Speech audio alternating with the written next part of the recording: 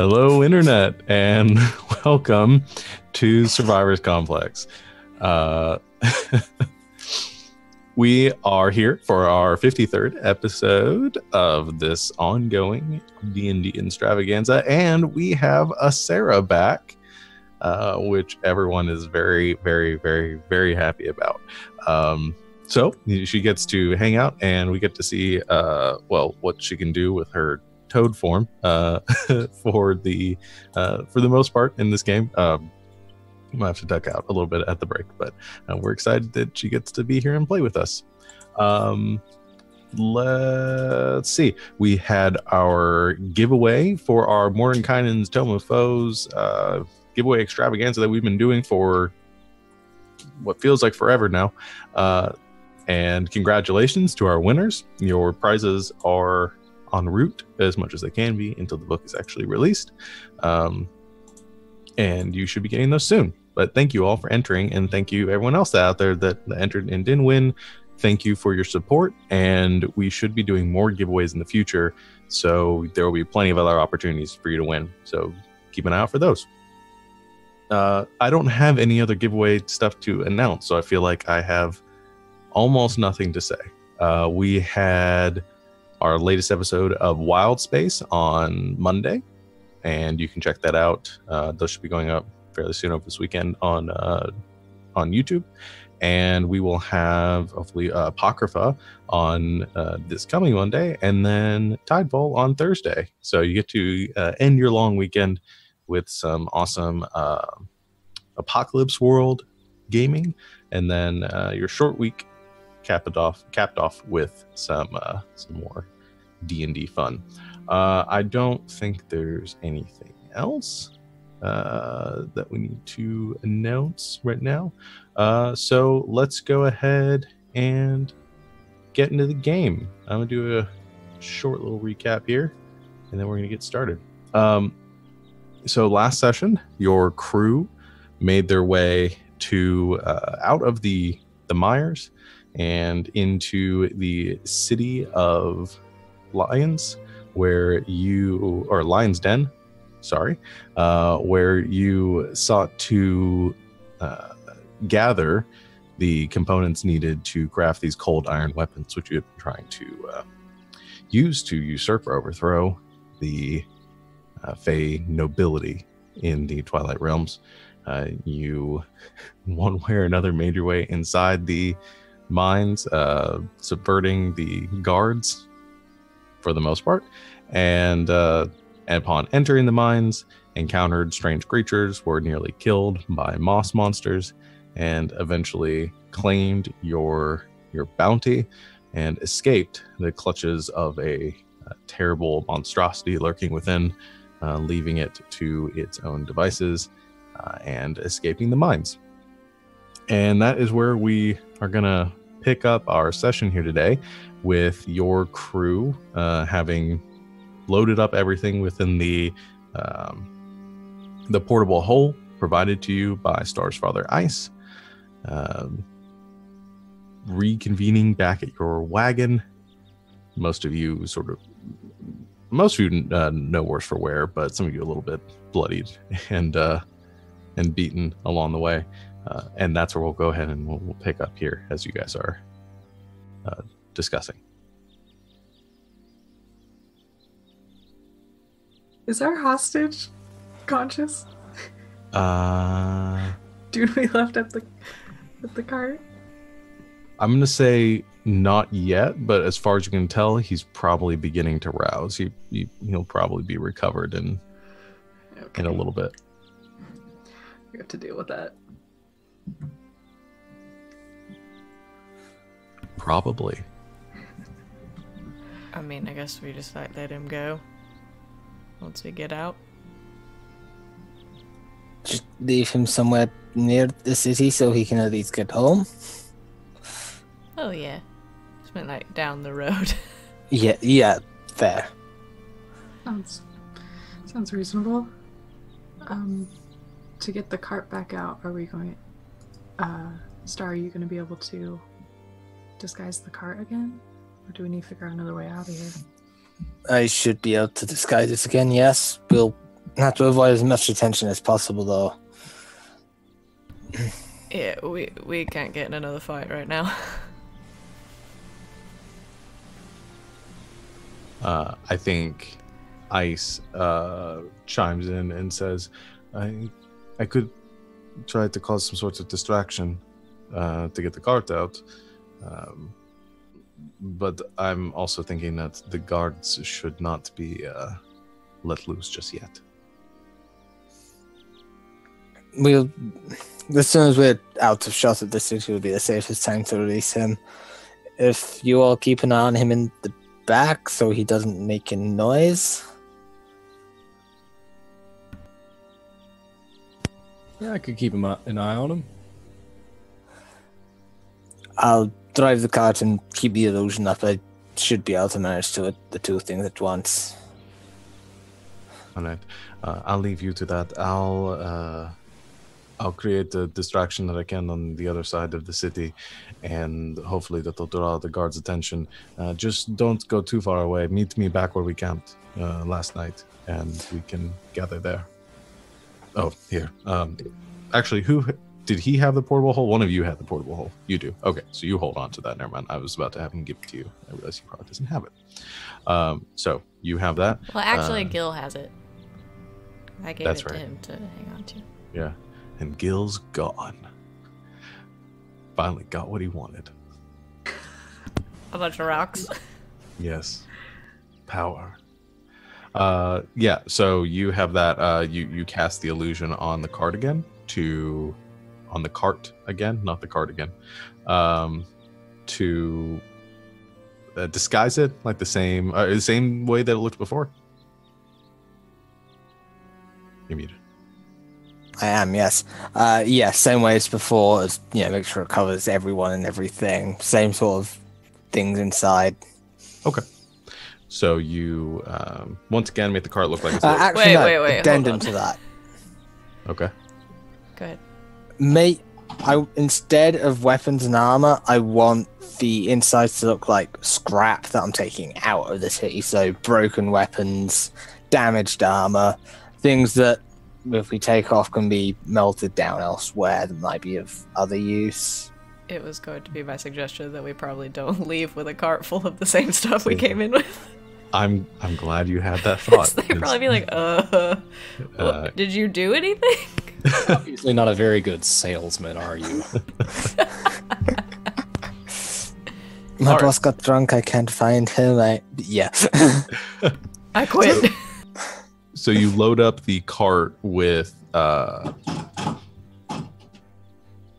cat's trying to get into the closet. You load up the cart with all of, or you cast the illusion that the car's loaded up with scrap metal, and everyone hops in the back again. You begin making your way to the gates. A couple of the same villagers that you saw before seeing you pass, giving you kind of cursory nods, not really drawing that much attention to yourselves, other than just being strangers stranger in town now. Oh, and traveling on the cart again, I've changed the armor so it's back to that traveler's clothes appearance. Yes. Okay. So your father, Ice, breaks off and he heads the other direction as you come out with the cart, casts an illusory form on himself, taking the appearance similar to some of the guards that you saw at the entrance of the mines. And he goes darting off that direction as you slowly sort of trundle your way through the city streets. Tabaxi making their kind of normal day-to-day activities. You see the small Tabaxi children. As you begin to approach the gate, though, you do see something. You do see a small sort of gathering, an entourage, if you will, kind of gathered at the gate, making their way into the city. And there are a couple guards there as well. You catch the appearance, or there are a couple Tabaxi there, small sort of Tabaxi children that are being escorted into the city by a few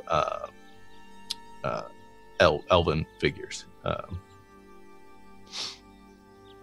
And you see one of the elves, or a couple of them are just kind of wearing some brown leathers and sort of hunter's clothing. One of them is wearing kind of glistening armor and is familiar to you. You see the escorting this small collection of tabaxi children, the knight commander that you had encountered previously in the city of Crawling Mists back on Groudar.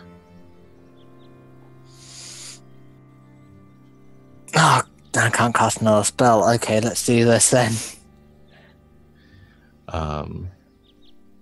So I think you begin to approach, and you're sort of on an intercept trajectory with the. I'm like, this is an important thing. I'm sort of going off to the side myself a bit, just letting them pass as much as I can. Okay, I'm gonna have you make a stealth check, but I'm gonna have you use your charisma instead of your dexterity. Okay. This is more of a performance-based stealth. So, okay, let me work out what my modifier would be. Helps have my character sheet up.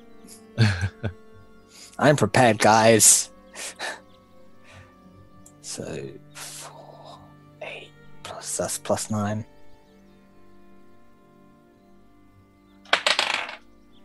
Uh, 23.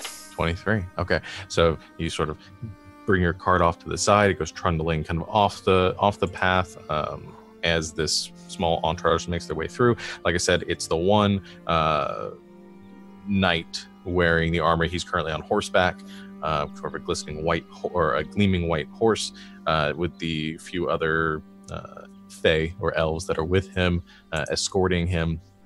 And then this group of tabaxi children.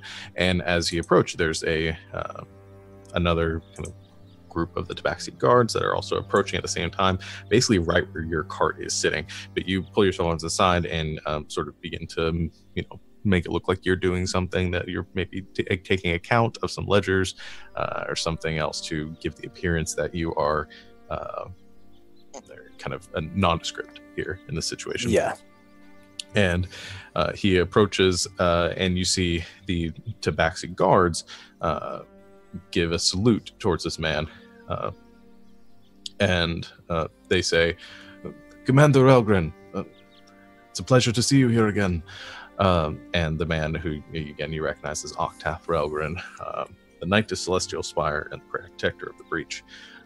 He also kind of gives a salute back to them and says, "We have some more recruits for you here." And he ushers them, kind of snaps down, and the Fae usher them forward, these tabaxi children who look nervous and confused. And the two tabaxi guards, they approach and they give smile, sort of genuine appearance of accepting and kind of trying to comfort them a bit. And they say, "Welcome, children, to the Lion's Den.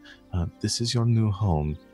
We'll take you and find you a good place where you can rest and gather your things. We have some nice beds and new clothes for you, and we'll get you some food too." And they begin, two of the guards, leaving one remaining, escort those children off. And the guard looks to Relgren and says,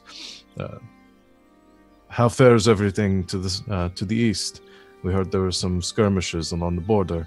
And Relgren says, "Nothing you need to be concerned of. It's been taken care of."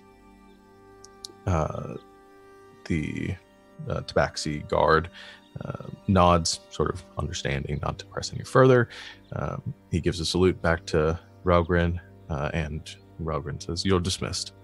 And the tabaxi leave. Relgren sort of gives a look around, and he looks over in your direction. Doesn't seem to recognize you or pay much attention to you, other than just noticing somebody else on the street. Looks down towards his retinue and just is not. He kind of actually, I think at this point he swings off his horse, hands the reins to one of the other guards, or one of his retinue, and says, "Let's find a place to rest for the evening. I'm weary from our travels," and they begin to make their way to one of the bars or other inns in the city. Just gonna give it a couple minutes till they've gone out of sight before I start moving again. Okay. I think around that same time, you hear off in the distance, to the direction your father went, you hear some commotion and a few cries of, I guess, confusion. And there's like a horn that sounds, and a bunch of the guards begin to make their very quickly that direction around the edge of the lake and back towards the mines. So, giving you pretty much a clear path to exit the city without inspection or further attention from the guards.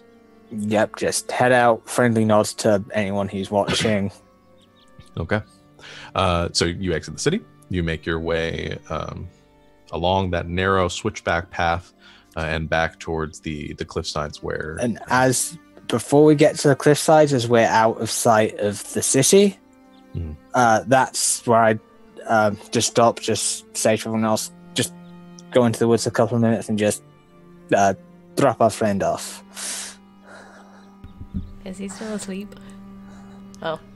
I use the term asleep very loosely. Yeah, again, he's kind of coming in and out at this time. It looks like he's about to regain most conscious. There have been a couple times where he's kind of been like, what? And kind of gone back okay, under. Great. I don't have to carry him. I like shake him awake. Probably has a very severe concussion. He'll be right. You shake him awake? Yeah. As you should with people with severe concussions. Yeah. I'm a trained medical professional. This is how my God told me to do it. So you're still within the illusion in the back of the wagon? Yes. Okay. So you're shaking him awake. He's still bound. He looks around. He's gagged. Shh. Shh. I'm gonna let you go, but you gotta shut up. I'm gonna let you go, but you gotta shut up. Alright. I'm gonna take him, just like, get out of the wagon, like, drag him along. Like, behind a rock or, like, into some trees or something. Okay. And you just leave him there? Are you gonna start screaming if I untie you? Insight check. Okay, roll an insight check. No, that's not good. 12. Seems like he's being straightforward. I untie his... Yeah, I untie him. Okay, you untie him. You untie him and takes the gag off, and he sort of backs up against the wall, and says, "Who are you people?" No one you need to worry about. Going home. He stumbles and kind of staggers a bit as he's running past you and just goes sprinting back down the path in the direction of the city. Good. Okay, I'll go get back in the wagon. Okay. Oh, that went well. You meet back up with the group. You guys make your way back to the place where you camped before. Mm-hmm. And anything you guys do while you're waiting there for Ice to show back up? Can I take a short rest? Yeah, you guys can take a short rest. Oh my gosh, I'm so injured. Yeah, no, definitely enough time for you guys to take a short rest. You roll some hit dice or whatever you need to, and within that hour, your traveling companion Ice shows back up, and he drops the illusion from before, and he's still in that sort of guard appearance, and looks over all of you, sees you're all in good condition, and says, "Well, that went pretty well, for the most part." Looks over to Den and Saddle and says, "The two of you feeling all right?" Yeah, we're fine. Yeah. Better now that we have a break. Yeah. We should take stock of the materials that we have, make sure that we're going to have enough before we leave. Okay. I'll take out the, or Gil. Can I have the thing, please? Gil comes out of your pocket and looks around and hands the swath of fabric to you. Thank you. I'll open it. Okay, you open it and you spread it out on the ground. The hole opens up and you see the mounds of this raw, pure cold iron ore that you were able to forge using your magics. And you get a chance to sort of sift through it, make sure it's as much as you need. I forgot how much last time we said. I think it was 8 long swords worth. That was the unit of measurement that we used. Fair. Okay. And he begins to look through it as well. We got 10 long swords. Oh, 10 long swords worth. Thank you. Yes. Yeah. I was like, I took note of that. All right. I forgot. I think, you guys got to pull a little bit of extra in the end. Yeah, we decided on enough for us and our 3 sort of general captain leader allies we're trying to get. Yeah. And then you guys. Oh, and 1 for Ice's friend. Yes. Whoever that is. Whoever that is. You guys haven't asked. He I mean, looks it I over. kind of did. I don't think you did. He was like, I don't think it was ever actually asked. But he, plus you're at a different point in your relationship now. If anybody wishes to ask, they can. But he's looking over the materials now and kind of sifting through it and gives a nod, says, this should be more than enough for our purposes. That was good thinking. I don't know how you got all this so fast, but well done. magic. I assume it's so. Well, we should hide this for now and make sure that there's not going to be any further suspicion cast upon us until we can figure out what we're doing and need to figure out what our next steps are going to be. I fold it back up and take it. As you fold it back up, there's a moment where you hear the internal bits begin to kind of move around inside the extra-dimensional space, and a small piece of the cold iron kind of falls out across the ground. And as it falls on the ground, you reach down to pick it up, and just in that time, there's as a tongue grabs the small bit and then swallows it, as you see Totobet just eat a piece of the cold iron ore on the ground. Totobet, don't eat rocks! And as that happens, there's this moment of pause where she kind of and you watch as the toad form begins to just glow slightly. And as the toad form glows, there is suddenly a flash and a burst of light and a small poof of smoke. And then crouched, kind of kneeling down in a frog posture in front of you, just looking confused in that moment, is Lilibet. What? Welcome back, Lil. Wow. What happened? You ate a rock and you turned back. How did I get to be a frog? Gil just sort of ducks down in your pocket then. It's our buddy. Yeah. He got scared and did some magic and accidentally turned you into a toad. I've been a toad this whole time. For like a week.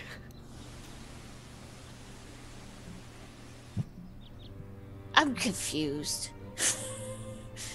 Yeah, I bet. Do you remember what happened? Like, the last real clear memory is when we met Gil. Like, Jen and I were talking and trying to be friends and make friends, and then it gets really hazy. Like, I got snippets of, like, leaving the boat or ship away and stuff, but it's really cloudy. What the heck's happened? How long was I a frog? Like a week? It's been an eventful week. Yeah. Okay, well, fill me in. Like, I guess frogs don't have great memories, because I don't remember nothing. We always talk shit about goldfish, but it's really frogs. So, we went to Bjornheim, definitely full of bears. Totally full of bears. I miss bears. There's a whole city of bears. Yeah, a lot of bears. You missed Den wrestling a bit. I wrestled a bear. Okay, The well, she king didn't of the just bears. Wrestle any bear. She wrestled the Bear King. And I won. Nice And, job. Quite easily, I might add. Well, It was impressive. I wrestled bears with a little help from my friends. It was barely even a fight. That sounds about right for Den. I've watched her against plenty of doors that looked pretty menacing. Tova won a tree climbing contest. It was awesome. She ran Again, up a tree. very easily. It was a little freaky, but It was sick. Nice. it's true.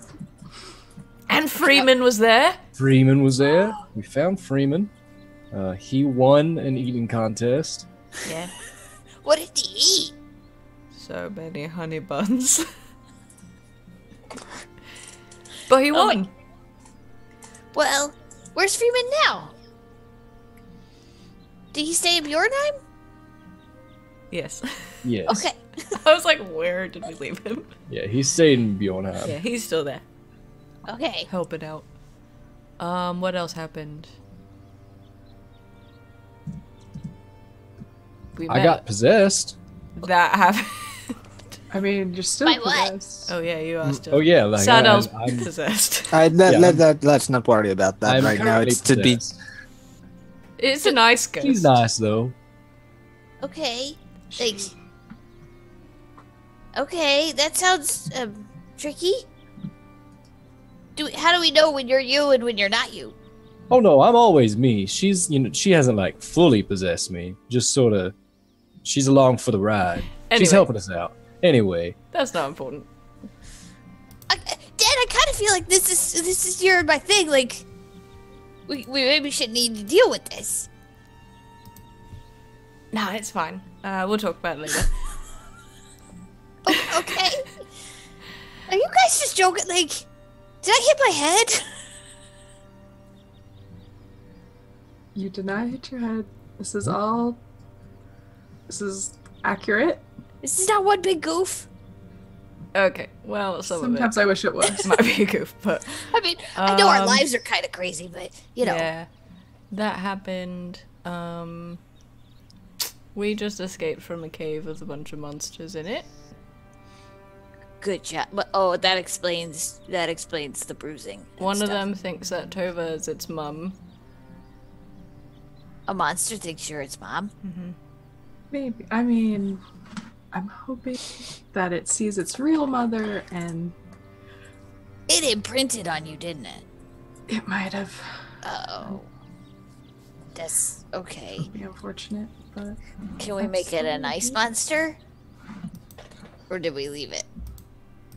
it'd be a little tricky to go back there at this point. I Okay. think. Okay. Are the witches still after us, or the witch, or the lady that I got us all caught by? Okay, well, sorry about that. You did not get us caught by that little bit. I make a lot of noise, and I tried to be stealthy, but then there was that rock in the floor, and then I tripped on it and made lots of noise. Kind of happens. Nah, it's okay. I know, but I still kind of feel bad. But right Anyway. now we're collecting all the stuff to make weapons. What kind of weapons? Awesome ones. Weapons that will be able to kill the archway here permanently. Oh, yeah. Well, that's cool. I like new weapons. Speaking of, it's like all my gear on me. I'm still all like me. Yep. Okay. You got all your stuff. Cool. Okay. Well, where do we go now? I think at that moment too, Heist comes walking back around the corner, having gone to use the bathroom after surveying the materials, and sees 1, 2, 3, 4, 5, 6, or no, 5. Can't count. I guess it depends on who you're counting. But he counts. He sees you there a little bit and says, She was with us when we escaped. She got temporarily turned into a toad. Oh, that's right. She's the. I do remember now. It's just been some time. I don't know if you recognize me. I'm the one that helped you out of the prison. You're Star's dad. The yes, one we tackled. Yeah. yes, Sorry about that. We get a little I'm drunk. not. It was great. it's fine. I won't hold it against you. It was a stressful time for everyone. It's good to see you up and about again. Yeah, apparently I was a frog. This is a weird place. Yes, weird things happen here very often. So we have more help now. What's the plan? Where do we want to go next? River King's the next stop, isn't it? Yeah. That's the only way I can think of to get into to enter the forge, unless there are other means you wish to pursue for doing so. But it seems like the most straightforward. How we get the key from the River King is something we should work out on the road. Well, we could do what we always do. That's nice, and if that fails, you beat them up. Yeah. Or ask nicely, and if they don't give it to us, we try to steal it, and if that doesn't work, I beat them up. Or that. I agree with this plan. I might, if we're preferring to try to steal it, it might be better to do so before asking, because once you ask, then they're more suspicious. But asking is not necessarily a bad thing if we want to have the River King on our side. Stealing is going to make an enemy. Well, yeah, we don't steal from people unless they've already told us no. Duh. There's a method to our madness, and I can't remember the last time I got caught by anyone. All right. Fair enough then. So we'll travel to Abhain and seek an audience with the King of Rivers. This can't go badly at all. Can we sleep first? Yes, we should probably get a bit further away and make camp for the evening. So at that signal, transition, and you all make your journey out of the mountains here again, and back towards the edge of the forest. And just around that time, it's been long enough and stressful enough that most of you are on the point of exhaustion and wanting to get a full night's rest. So make camp on the edge of the edge of the Feywild and get your full night's sleep. Is there anything anyone wants to do or play out during this time?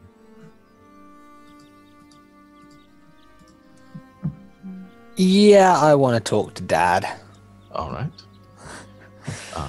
Say people taking watch, maybe second or third watch. Mm-hmm. Years, and the two of you volunteer, and he is sitting on the edge of where you guys have set up your camp,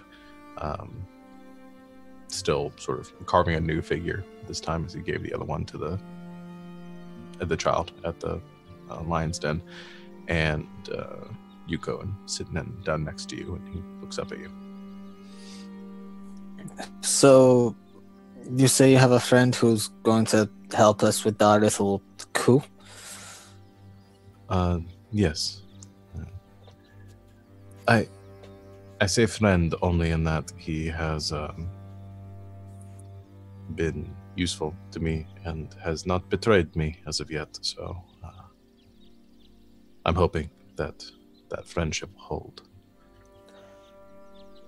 Who are they? If they can get you information, they must at least hold some position. Well, it's strange. We met in Sartia. I don't know exactly how long ago it was because time here being different. He was the one that actually helped me find my way back here. Knew of some weaknesses in the boundary that might be exploited. Well, I suppose at this point I should trust you all enough with the information. Don't tell anyone else their name. Apparently, he was rather infamous to some of the Fae that came here, the Fae nobility, the first ones to cross.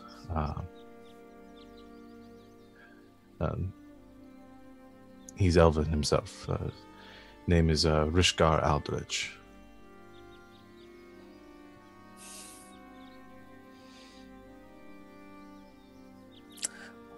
So I'm guessing he's originally from here? Says yes.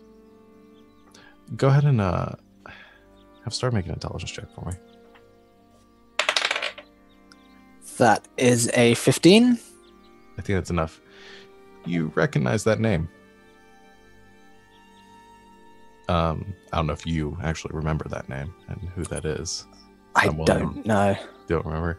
Remember a long, long time ago in a dungeon that you had cleared, you guys found a mirror. And in that mirror was an elf.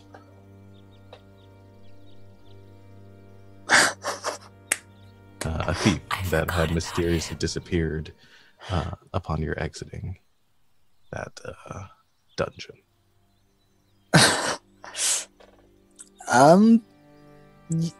Yes, I've met him. This is a strange story, but we ended up clearing out an ancient elven temple for its treasures, for its, for the builder's descendants, and he was in there, trapped inside a magical mirror. We set him free and offered him a place in our crew, but he very quickly disappeared. Oh, small world, I guess. He didn't mention knowing you, though hasn't mentioned much to me about his past, but knows a great deal about the Fae nobility and their secrets and their magics. So was very helpful in getting back here, and is very keen on getting some amount of revenge against the Fae nobles as well. If he was honest with me, then he wants revenge for his imprisonment. Well, depending on who imprisoned him, may depend on who he helped us strike against. That would be a question to ask him. I was actually thinking of sending word to him and having him meet us in Abhain. It would be good for me to relay the information that we now have and get everybody on the same page. Seems like the best plan. You're not on bad terms with him by any means, are you? It's been a while, and I don't think anyone's mad. As far as I'm aware, he didn't steal anything from us, so... Good. Well, as long as we can perhaps approach this with some civility and refrain from attacking each other on sight.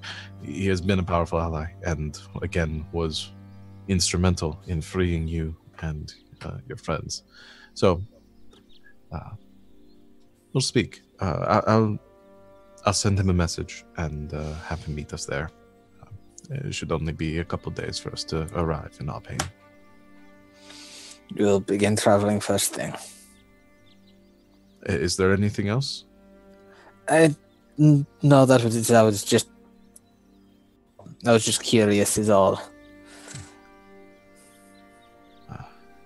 Well, I'm glad that we had this conversation beforehand. That would have been, that would have been awkward if we had met without having this conversation first. Yes, it would have been an unexpected reunion at least.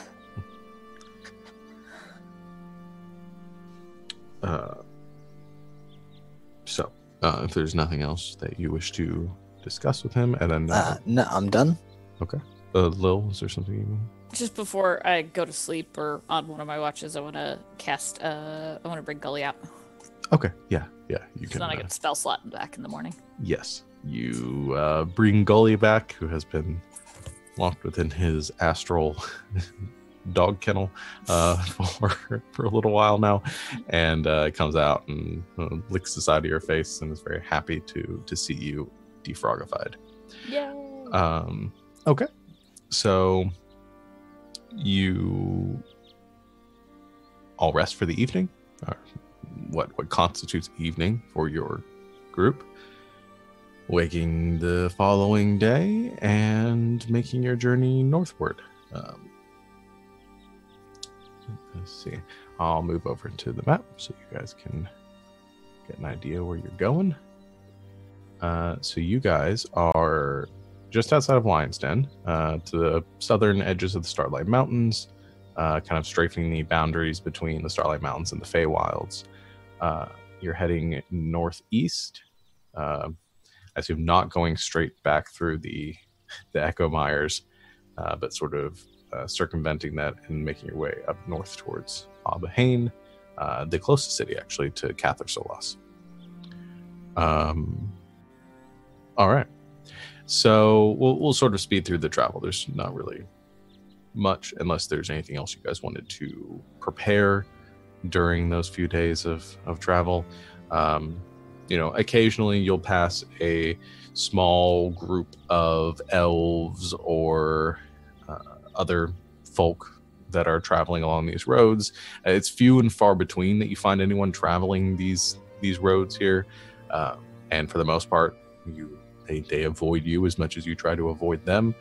Not a lot of pleasant banter with travelers on the roads around here. Very distrusting.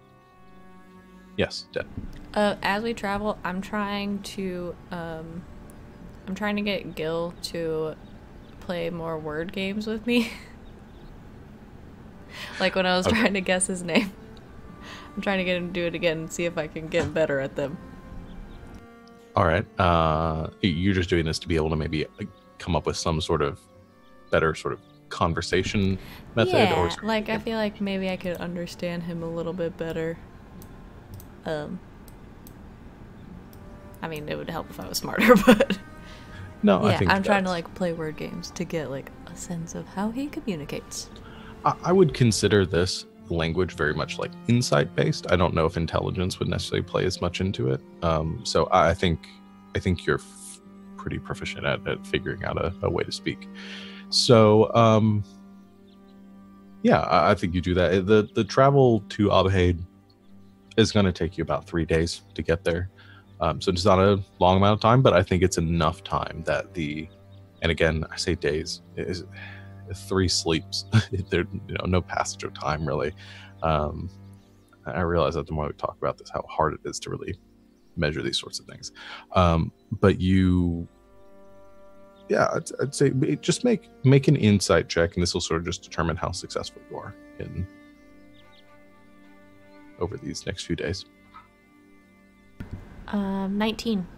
Oh, very successful. Okay, so you, I'd say you come up with you converse with him over this period of time. You get to know him a little bit better, and I'd say by the end of it, you're sort of. I don't think it's quite on the level of like Rocket and Groot and just being able to like understand him based on like, but I think there is a lot of small things and concepts that you guys can get across just with some simple gestures, or at least that he can get across to you and that you understand just from the way that he gestures. Is there anything specifically you wanted to know about Gil during this time? I want to know where he's from. I want to know what his like little fairy hometown is like. Yeah, so I think he tells you, you get the idea that he is from was from a small village of sprites and pixies that called home in the eastern edges of the Feywilds, near the Grey Wastes, kind of not too far from where you found him. You learn that his village was destroyed, and most of his, I guess, friends and family were scattered or killed in the in the conflict by a group of giants that had sort of raided through this area.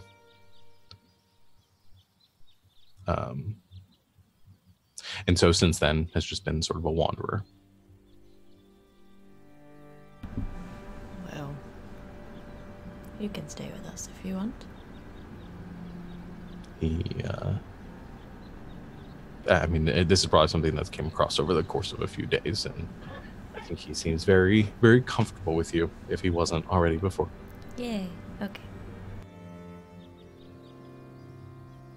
So, on the dawn of the third day, which is always sort of the same lighting, you reach the edge of the forest. You kind of cut through a bit of the Feywilds and this kind of stretch of woodlands that cuts to the north and kind of follows the northern shores of the Dreamer's Sea. And as you exit you kind of come through a clearing and out the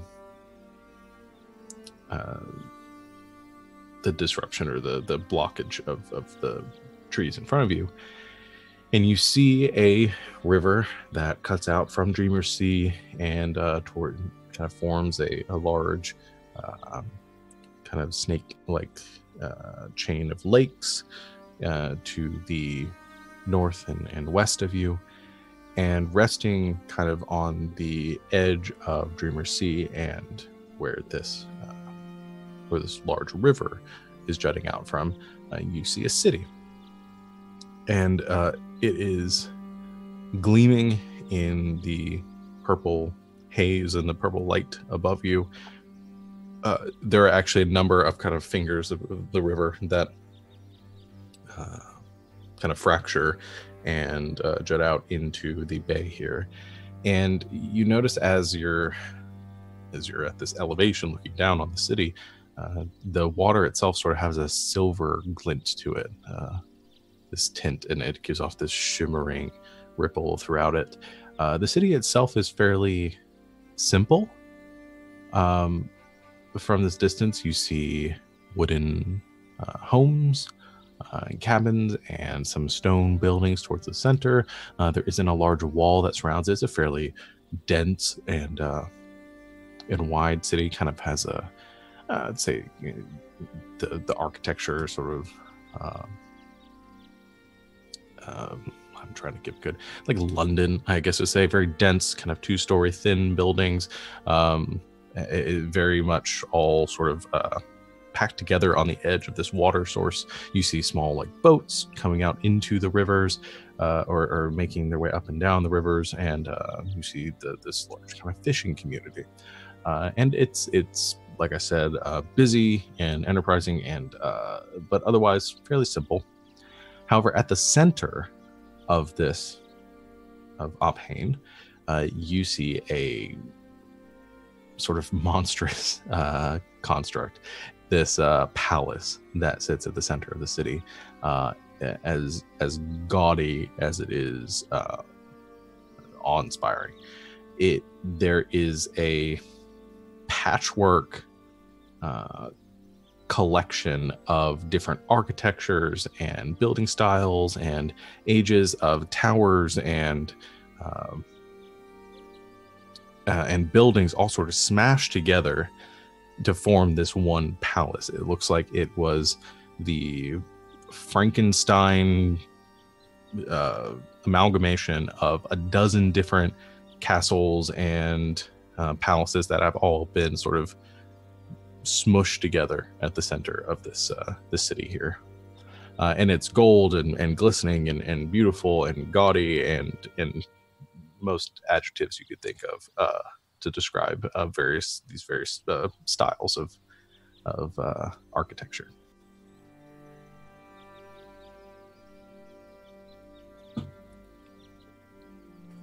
So, oh, go ahead. I just kind of looking at everybody trying to catch up. What are we doing here?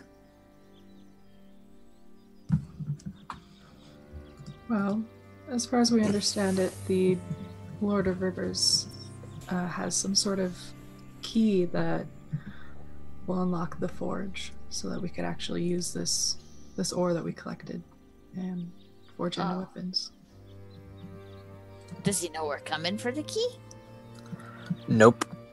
Awesome.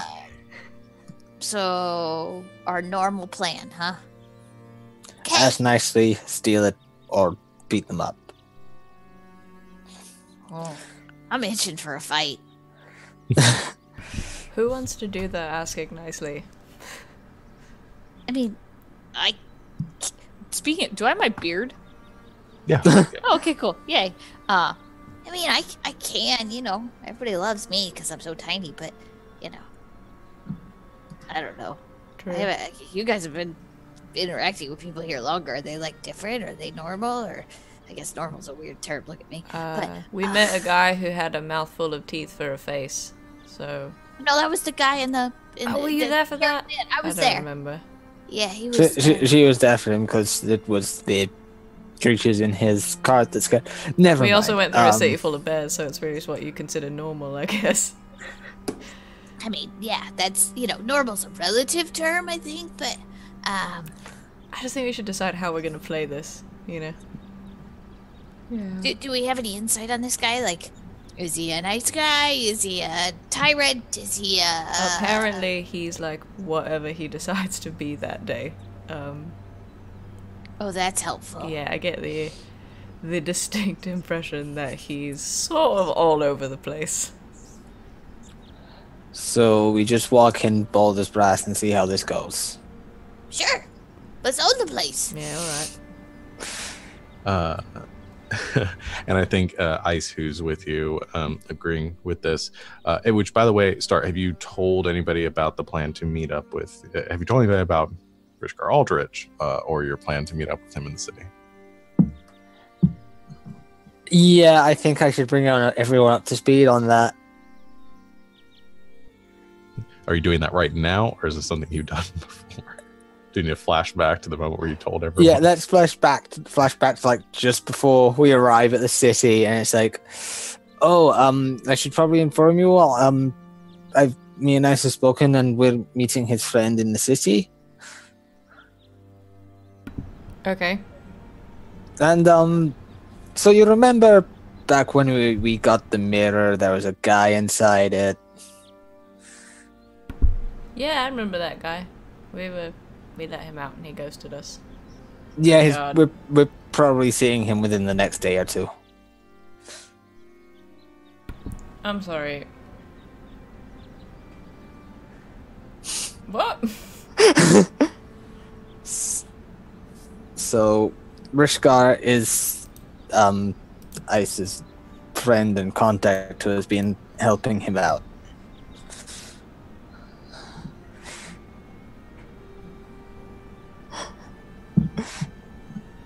I'm gonna punch that guy so hard. Please don't. We kind of need him on our side still. Well, the thing about it is that we invited him to be on our side, and then he was like, "Oh yeah, totally," and then bailed. Technically, he's been acting on our side and help as we've been here.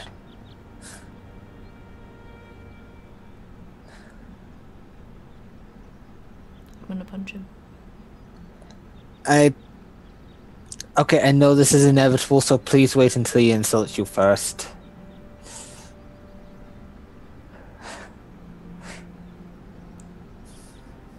I'll think about it. That's the best we're getting. I think Ice also. So I think we cut forward to the moment where you're making, kind of reaching the edges of the city and entering in the tall buildings and this narrow cobblestone streets that grid this city. And you begin to cross some of the many bridges that span the rivers, the silver rivers that cut through the city. And as you approach, you realize this isn't sort of some optical illusion. I mean, the water looks like silver as it's flowing through. It's beautiful and eerie at the same time, like quicksilver and mercury sort of flowing underneath your feet. And I think Ice, sort of walking alongside the wagon, says, "So, if you're heading straight to the palace and seeing if this plan will work, it might be best if I am not with you. There is a chance that somebody might recognize me and my familiarity with the Queen. I don't know how that would play out. Again, it's sort of hard to predict, but I could go ahead and locate Rishkar and begin to work out some sort of plan there. If you need me, I won't be too far. Do you have some, I think you have some ways of communicating with me quickly? All right. I'll be close. If you're finished up with your business at the Hold of River's Grace, I'll be in the Bountiful Bay, which is just down that direction. He points down the road to the bay. We'll meet you there, hopefully with good news and a key. Let's hope. If not, I'll keep an eye on the God Patrols and see where they go. All right. As he breaks off, and your wagon leads towards this just massive structure at the center of the city. It is, again, as you approach, it is as gaudy and it's beautiful in just this sort of modern art sense of all these buildings being stuck together, and you reach sort of the boundaries of the gardens that surround the city. The gardens themselves having flowers and designs and architecture and style that change every about 40 or 50 feet. And you can see as you approach, you hear the sounds of like construction going, and you can see there is a section of the palace that is currently under construction right now. And it looks like they are building on another addition to this monstrosity. So you are approaching the gates on wagon. Anything specifically you're doing, or just walking up and saying, "Hey, we want to talk to the Lord"? I feel like we should put the horses in the wagon somewhere, so we seem a little more presentable. This definitely seems fair. I'm sure we'll find someone somewhere we can leave them for a price. We don't have any of the Zephyrs, though. No, we have a bunch of emeralds. Maybe the... I think it's Zephyrs. I can't actually remember off the top of my head. I was able to exchange some of my emeralds for diamonds, so maybe we could do that if it's really necessary. That place that looked like stables as we were coming into town? Yeah, I'd say there are some stables and that you could put your wagon and horses. Yep, leave them in there then. Okay. I think to stable the horses, I'll say. Will they take our emeralds? Yeah, they'll take the emeralds. Like I said, the currencies are more widely used in the specific holds, but I think they'll use your emeralds. So I'll say it costs you it'd be 1 emerald to stable the horses. All right. Give that to the person. Give the horses a good pat, and let out. Okay. So anything else? You guys have your horses and wagons put away? Anything else you wish to?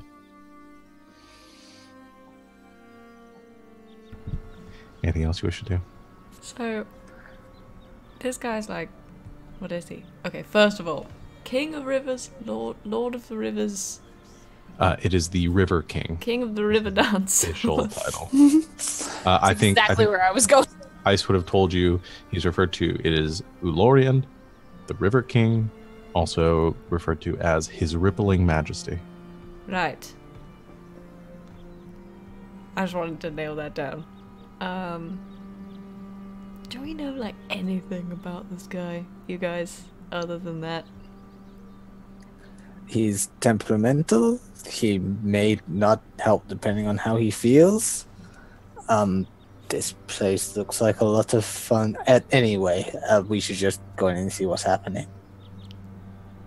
I Yeah. don't think we can make a proper plan if we don't know his general attitude. No, I just wanted to make sure I wasn't missing any, like, pertinent information. But his rippling majesty. Got it.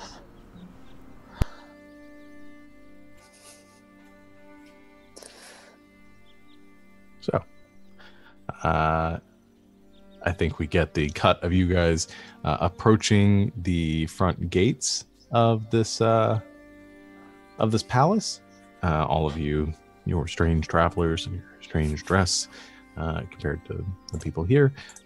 You approach the gates, and there are guards that are all wearing sort of silver armor, helms that obscure their faces. The helms have like fins on the side, kind of similar to like the Triton style of armor. Den. They don't appear to be Triton; they appear to be Elven. But you, as you approach, you see some similarities there, and one of the guards stops you as you approach and says, it kind of looks all of you over and says, "Do you have any business here?" We have a proposition for the River King, and we believe he would like to hear us out on this matter, one that would be of great importance to him and hopefully expand his influence upon these lands. And who is it that is asking for an audience with the River King? That, if you would, Denowin, please. It would be me. And who are you, milady? Centurion Profuro. Denowin Alandrin Talion Lorraine Nelsrius. Second in line for the seat of the Chancellor of the Triton Protectorate of Nelsri, daughter of Selene, descendant of the Dew Guardians, faithful of Seraphine, captain of the Relentless Gale, and sentinel of the Deep.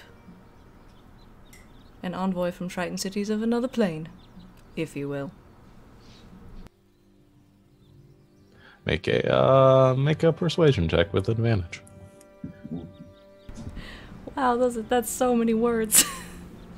Giving you advantage for your big titles.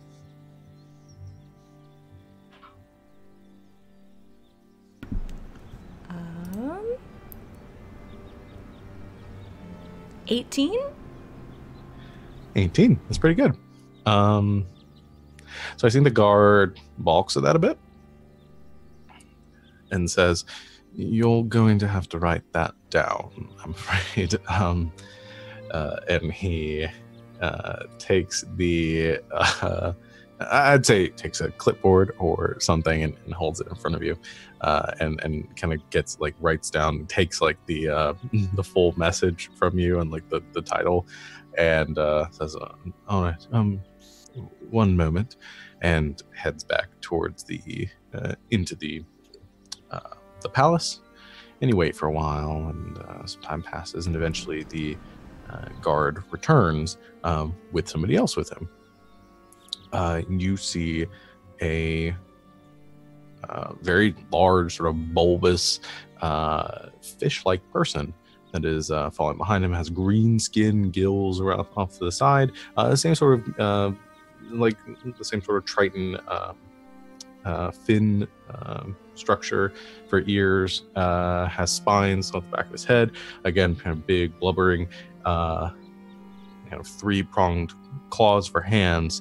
And is moving on a spinning torrent of water underneath him. And as he approaches, sort of glides up and looks over all of you. Has a very kind of fine appearance and of silks, or blue silks and gold buttons, and says, "I believe you asked for an audience with His Rippling Majesty. Which one of you is Lady he kind of takes out it says, Lady Nelsrieth? Glides over to you and says, my lady, it's a pleasure to have you here. We don't receive many envoys from other planes very often. His Majesty is interested in hearing your request. If you would, please follow me. And he begins to glide up the path. Okay, I follow.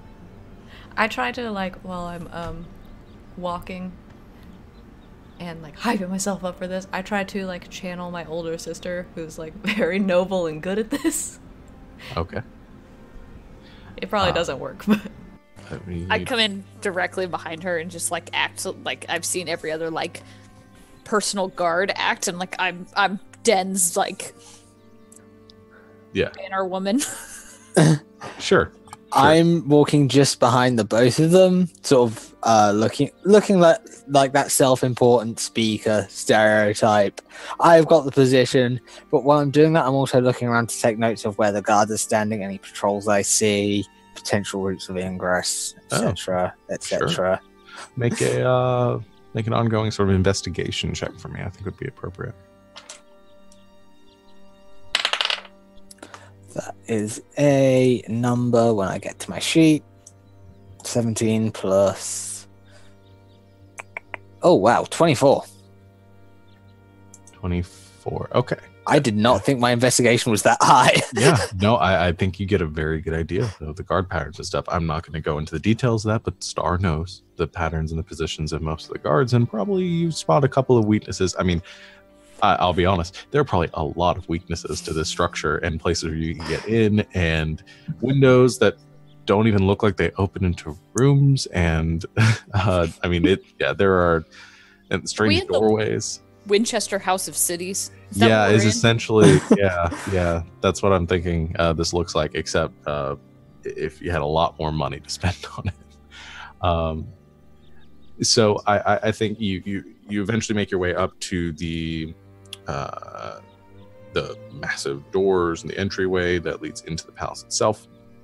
And you enter into the grand foyer, which is sort of divided at a haphazard line down the center between this white marble, very simple kind of austere, or very simple kind of minimalist appearance with a little bit like trims of silver, and on the other side, kind of at an angle, is this like more austere gold and glistening, kind of marked with rubies and other gemstones embedded into the doorways. And it's like there's this weird sort of tilted divide between these two styles as you enter the main foyer, and the figure that is leading you. He says, my apologies. My name is Korath. I am the attendant to His Majesty. And while you are his guests here, if there's anything you should need, please feel free to ask. Thank you.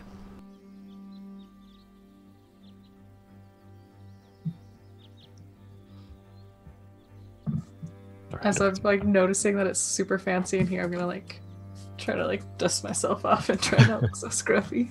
Okay. Yeah, I guess so Sadel and Tova, is there anything you guys are just following along, also looking like guards or trying to gain any insights while you're... Yeah, I mean, having the gun, I'm gonna try and look as much of a guard as I can. Okay. I'm gonna pull out my peacekeeper sash and kind of tie it on, actually, because that'll make me look a little bit fancier. Okay. I don't know if it'll mean anything to the people here, but I'm gonna put it on. Okay. It's like a bright yellow, orangey sash. So you all look either very distinguished or very powerful in your own ways. As you're led through the interior, so the foyer leads into sort of a lesser foyer off in front of it, and there are again this sort of divide as you this one divides kind of halfway down the hallway, which sort of continues that austere sort of gold, which eventually then gives way into kind of a simple wood interior cabin, similar to kind of like the hold of the Bear King. Has some horns and like stag's horns and other like trophies along the walls here, and you exit that hallway and it leads you into a courtyard for no reason, and there is a fountain in the center of this courtyard with a massive crystal whale at the center, which is spewing a gushing torrent of the silver water up and then down into the reservoir, the fountain around. There are statues all throughout this, kind of flanking the corners of this courtyard here. And you're led, and there's a quick left turn that Korath follows and leads you to another hallway. And eventually, after crisscrossing and turning, going upstairs and downstairs, you're led into the throne room. And as you enter the throne room, you hear the rushing of water. The doors open, and there in front of you is this bright and glistening interior hall, which extends probably 200 feet to the other side. There are transparent walls to either side of you, which you can see partially out into the city beyond, but the walls themselves appear to be made of crystal, but it mostly obscured by the rushing water that is cascading down them on either side, and out of sight into these pools that are forming along the base of the room on either side. It's very I guess humid in here, and the kind of that permeation of water, similar to when you guys were in Nelsry. And on the other end of the hall, sitting on top a crystal throne, is a man. You see another elven figure. This powerfully muscled elven lord has a shirt sort of Fabio style, which is open down to probably his sternum. You see the chiseled pecs kind of poking out from underneath. He's got like slightly bluish skin, almost like Den's. He is wearing a foam trimmed dark blue cloak and a vest of woven green reeds and willow branches. His crown atop his head shines like the sun on a lake, and his flowing hair curls and moves even when there's no wind. So there's this, his hair, again, this bluish color kind of streaming out to either side of his head and just sort of waving and moving as he sits there atop his throne. And you see in one hand that is resting on the side of his throne, there's an orb of blue light that ripples like water, and it's encircling his hand.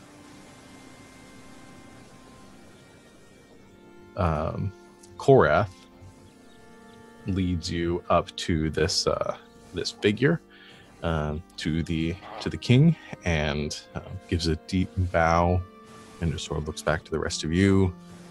Motions for you to do the same. I do whatever he's doing. It's like a scene in Witcher 3 when you have to like mimic the bow. Yeah, you all do a very exaggerated bow, and he announces and he says, "Your Majesty, the guests which you requested, and the delegation from Sarthia is here for their request or their audience with you." And he begins to very quickly back up behind all of you, leaving you standing there in front of the king, whose eyes are that same like silver color of the water. No pupils or irises, just this pure sort of silver veneer on them. And he looks up from his from where he was looking on sort of towards the floor, very sort of blue steel look across his face, and he gives a wide smile and says, "Yes, I am intrigued why outsiders would be interested in speaking with me. I'm sorry, the name of the title that was given was a bit long. What is your name again?" Your Majesty might call me Denowin. Denowin. It's a pleasure to meet you, Lady Denowin. I am Lord Ilorian. You may refer to me. What business is it that you have here?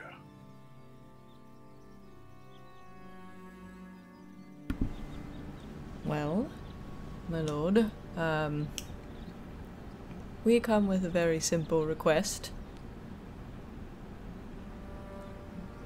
Which is? Well, obviously you're aware we're from another plane, and we hope to establish friendship between the powerful ruler of this land and our people.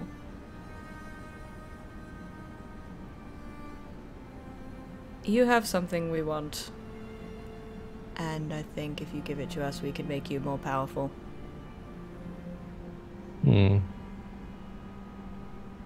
I did hear that there were some troublemakers giving my sisters a bit of grief. I even heard that Red Sun ran home with his tail tucked between his legs. I suppose that was your doing. It was. Well, that is something, isn't it? I had wanted to meet the people that did this. You put me in an interesting spot here, because I should kill you on sight. But I have to say, your brashness and your straightforwardness does intrigue me. Qualities that aren't so easily found in these parts. So, you say you need something from me. What might that be? We've heard you have the key to a very powerful forge. And I want it. And what makes you think I have the key or interest in a forge? Reliable sources. If you don't, I suppose we can just go then. I have many things here. A key or two might be among them. I'd have to check. What is it that you have to offer me again? Escape from the shadow of your sisters always slightly ruling over you.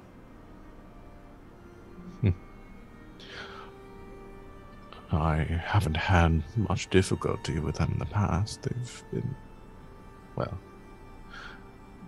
Natalia has always been a problem, but Seluna has been mostly amenable to my needs and requests, so I don't see why I'd want to get brought into all of this again. Well, I mean,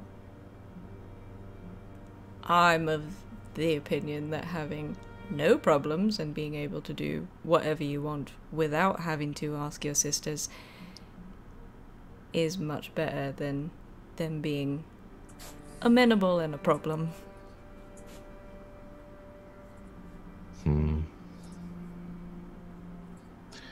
So, let's talk plainly, if you prefer to talk plainly.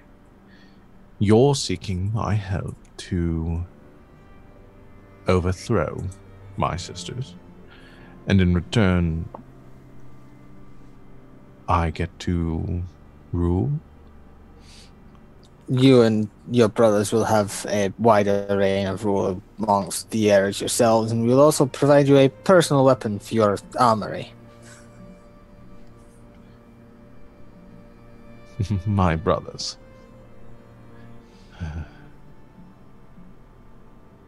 I admit I don't have much love lost for any of my siblings, but I can't say that I have much more favor for Miss Carmen, or, well, I won't call the Lord of the Hunt a brother of mine. I barely know him at all.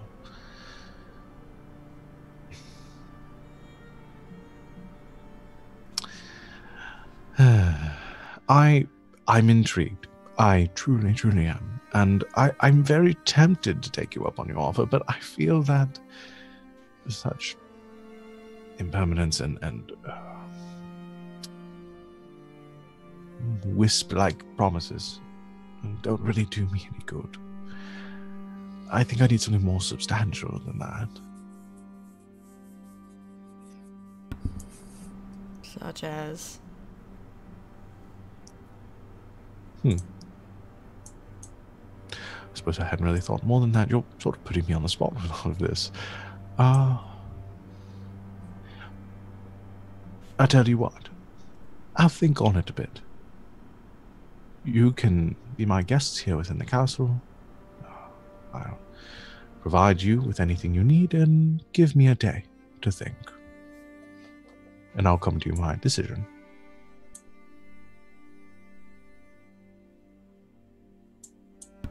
Can I insight check him? Certainly. I'd like to as well. Sure. 27. Shit. Do I even need to now? I mean, you can. Yeah. Natural freaking 20. Oh, shit. So what's in the total, too? So that 26. Wow. She's still better than me, but still, I got a natural 20. So 26 and 27. I mean, still, you guys are laser locked onto him right now. I mean, he doesn't seem to be deceiving you, or it doesn't seem like he has any purpose. It doesn't seem like he's thinking that far ahead. He has the air of somebody who doesn't really have a plan, is just sort of going with the flow, you might say. And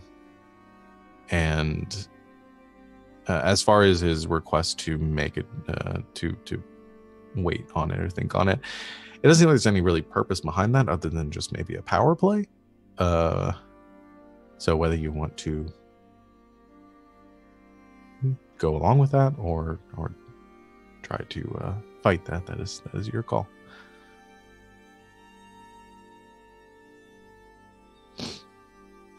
Do we have any other power plays?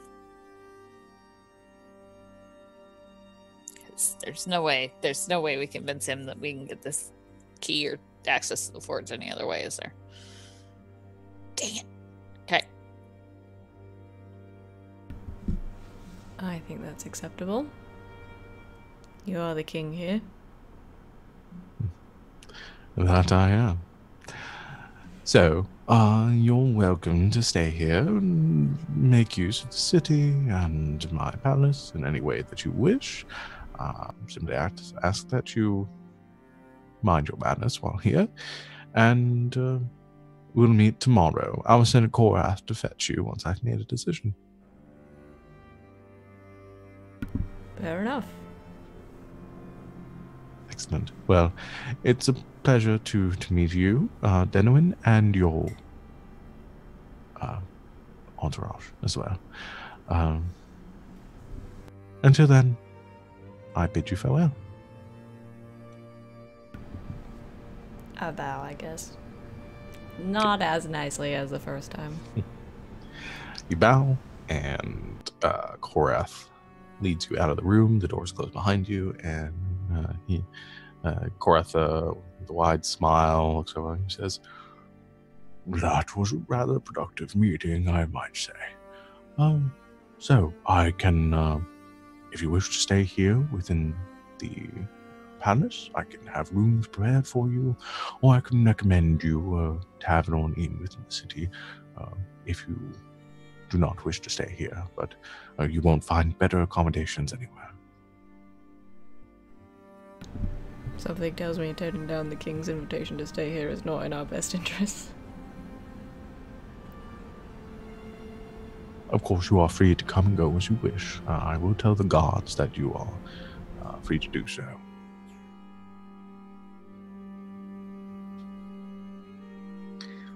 When we were talking with the king, was there anybody else in the room, or was it just like us and the king and Korath? Just Korath. Okay.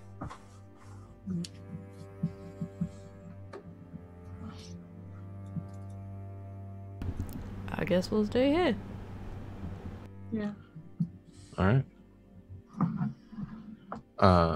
So you're all given your rooms, or a place to put your belongings if you wish to stay in your rooms, and given free reign over the palace and wherever you want to go, or you can go back into the city. Whatever you wish to do for your day in Alpain.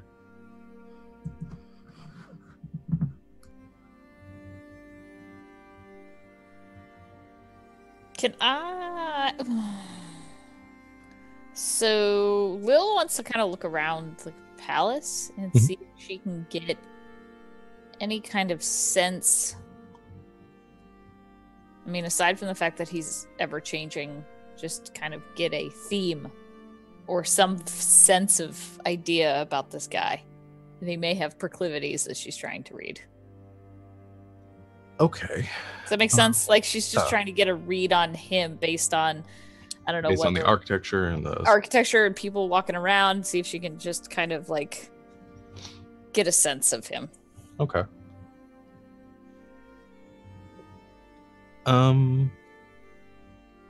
Make an insight check. Okay. On the palace. Can't use that natural 20 anymore. No. Son of a gun. Such an epic way to come back with a natural 20. 14. 14. Okay. So I think this week you do get a little bit of insight from him. 14's not bad. Basically what you get from this is chaos for the most part. I mean, there isn't a lot of consistency to it. But it does seem, I'll say you do get a couple of reoccurring themes. There is a lot of openness to this building. And you almost every room, you have a window that looks over the city.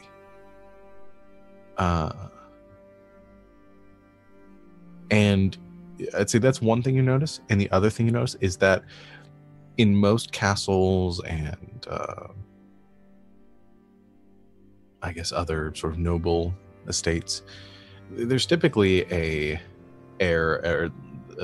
design theme of superiority and sort of dominance almost, and you don't necessarily get that here. I mean, there is a superiority to him when you're speaking with Elorian,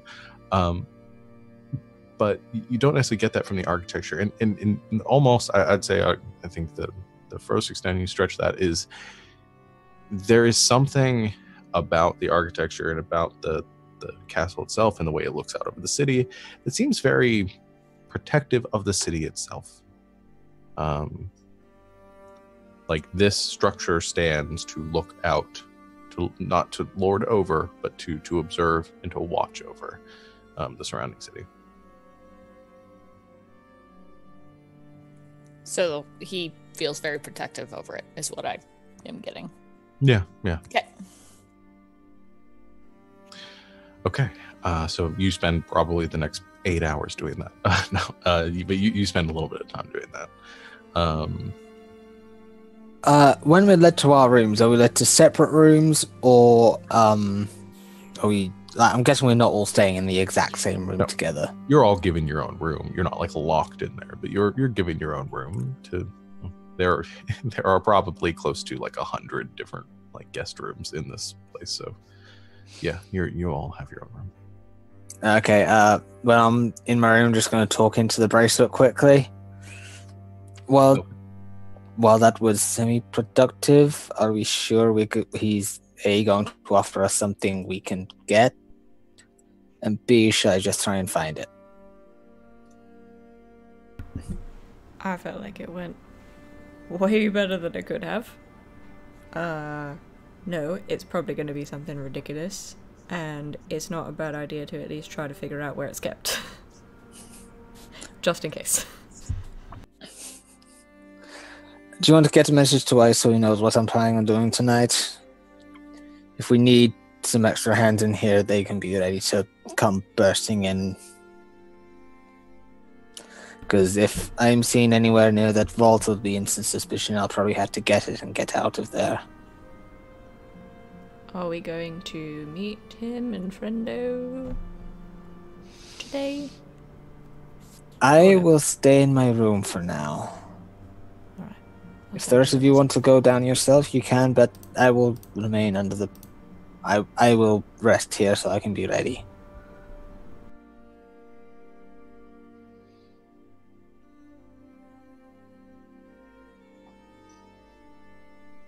So you send a message to Ice?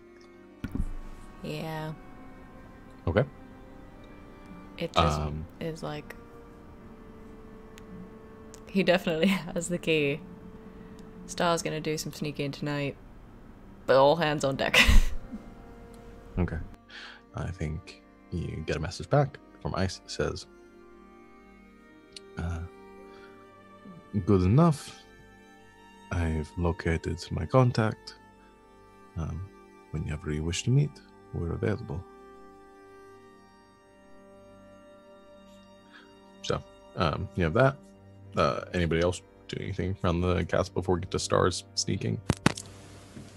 Yeah, would I know if there's like a library in the city? There's I don't know if there's one in the city, but there's definitely one in the castle. Okay, I'd like to go to the library and see if I can find any books on the forges or any information, because I know like the people were murdered and the forges were hidden away or destroyed, but like maybe some information stayed, some stories or anything, just so I can get an idea of maybe how they used the metal, how they forged the metal. Or... Okay. Yeah. I think you could do that. I think Arnaran can help you. Cool. She's got some of that knowledge, and so I think Cora would lead you and say to a grand library at the center of the structure. And I mean, there as you're led into it, it's probably like a 3-story tall library full of books from all different eras and places and peoples. And Cora tells you, free to use and read anything while you're here. I'd only ask that you don't take anything out of the library if at all possible. Of course. And you're given reign over the library. And I think as Korath leaves you to your business, I think Arnaran comes out and looks around in her spectral form. She says, I didn't think I'd ever walk these halls. So, you're wanting information on the forge? Yes. All right. I'll help you find whatever we can while we're here. Best be quick, though. All right, let's get to work. So go ahead and make an investigation check with advantage. Booyah. 22. Nice. Okay, so you go looking through the library, and I think you spent a couple hours doing this. There are plenty of books on forging and craftsmanship. You read books on forging in different planes, the weapons created by Sarthian continents and peoples, and also peoples of other sort of material planes. You hear the grand creations of the plane of fire, and you hear the war machines that were that struck down even the gods themselves. You hear a read of the practices of creating and smithing from the plane of water, and the practices co-opted by the Triton, even. But you flip through a lot of those books, it's not what you're looking for, and you look through some others, and I think there is a book that, with the 22, there is a book that you find, one in particular, and it's small, and it's tucked away behind a shelf, and you're almost surprised that you even find this. It's pure coincidence and luck almost. But it's actually a storybook.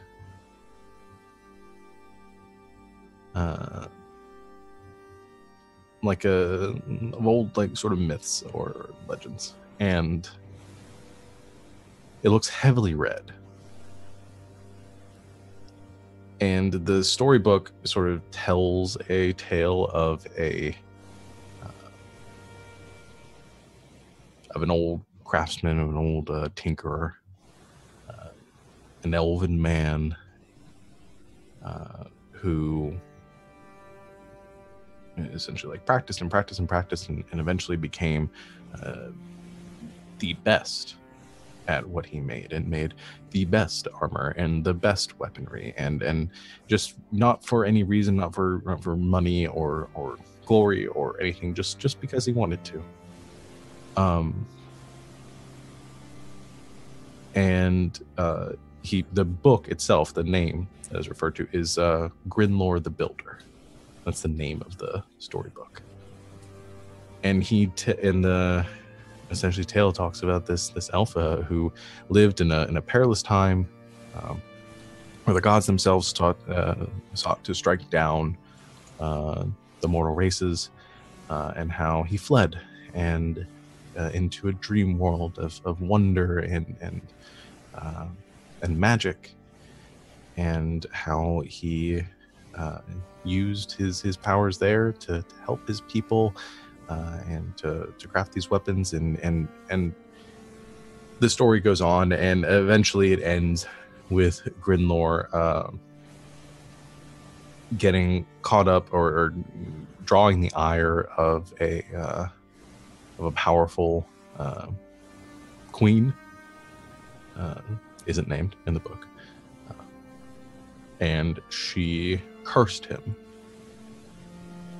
and locked him away with all of his tools and wondrous creations, so that none may ever use them again. And it sort of ends there in a very sort of grim fairy tales kind of fashion. So it's probably, and I think as you flip through it, it's probably not exactly what you're looking for, but it does give you a little bit of insight on maybe some of this.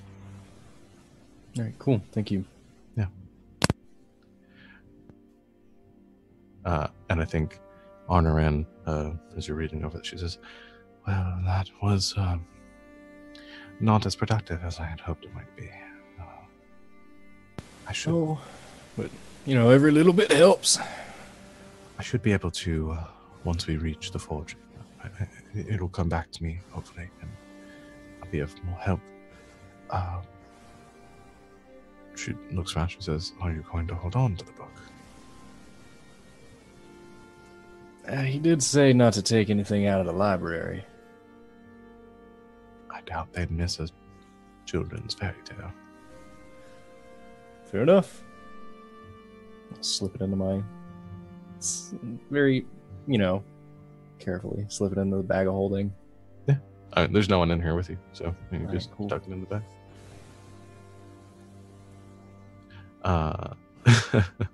I think so you have your rejoin your party. If nobody else is doing anything during this time in the palace, we'll go ahead and cut over to Star's grand adventure. So Star, after significant time waiting, I mean, it doesn't get dark, and that's probably going to maybe cause some problems. Well, I mean, you can turn invisible, so probably not that many problems. But No, this is just stealth adventure hard mode. I got this. yeah, so you wait. I think sufficient enough time resting in your room. What is your plan? First part of my plan is just a general walk around the palace. People know I'm here already. There's no point in hiding my identity there, but I can get a better idea of where things may be located. Just exploring, see if guards generally push me away from going to certain areas, mainly looking at basements below, anything that could be there, or trying to get into some of the higher reaches of the area, seeing what the reaction is there. Okay. Yeah, I think you make your way around the palace. For the most part, nobody stops you. You make your way into the kitchens and the libraries and the trophy rooms and things like that. There are guards, but positioned throughout, keeping an eye on you, but no one stops you. Probably the only place that you go that it seems that you aren't welcome is near the far northern side of the palace. There is a staircase. It seems to lead up into a tower, and there are a couple guards posted there. And as you make your way that direction and maybe move to kind of go up the stairs, they stop you and indicate that this is the one area that you're not allowed to go.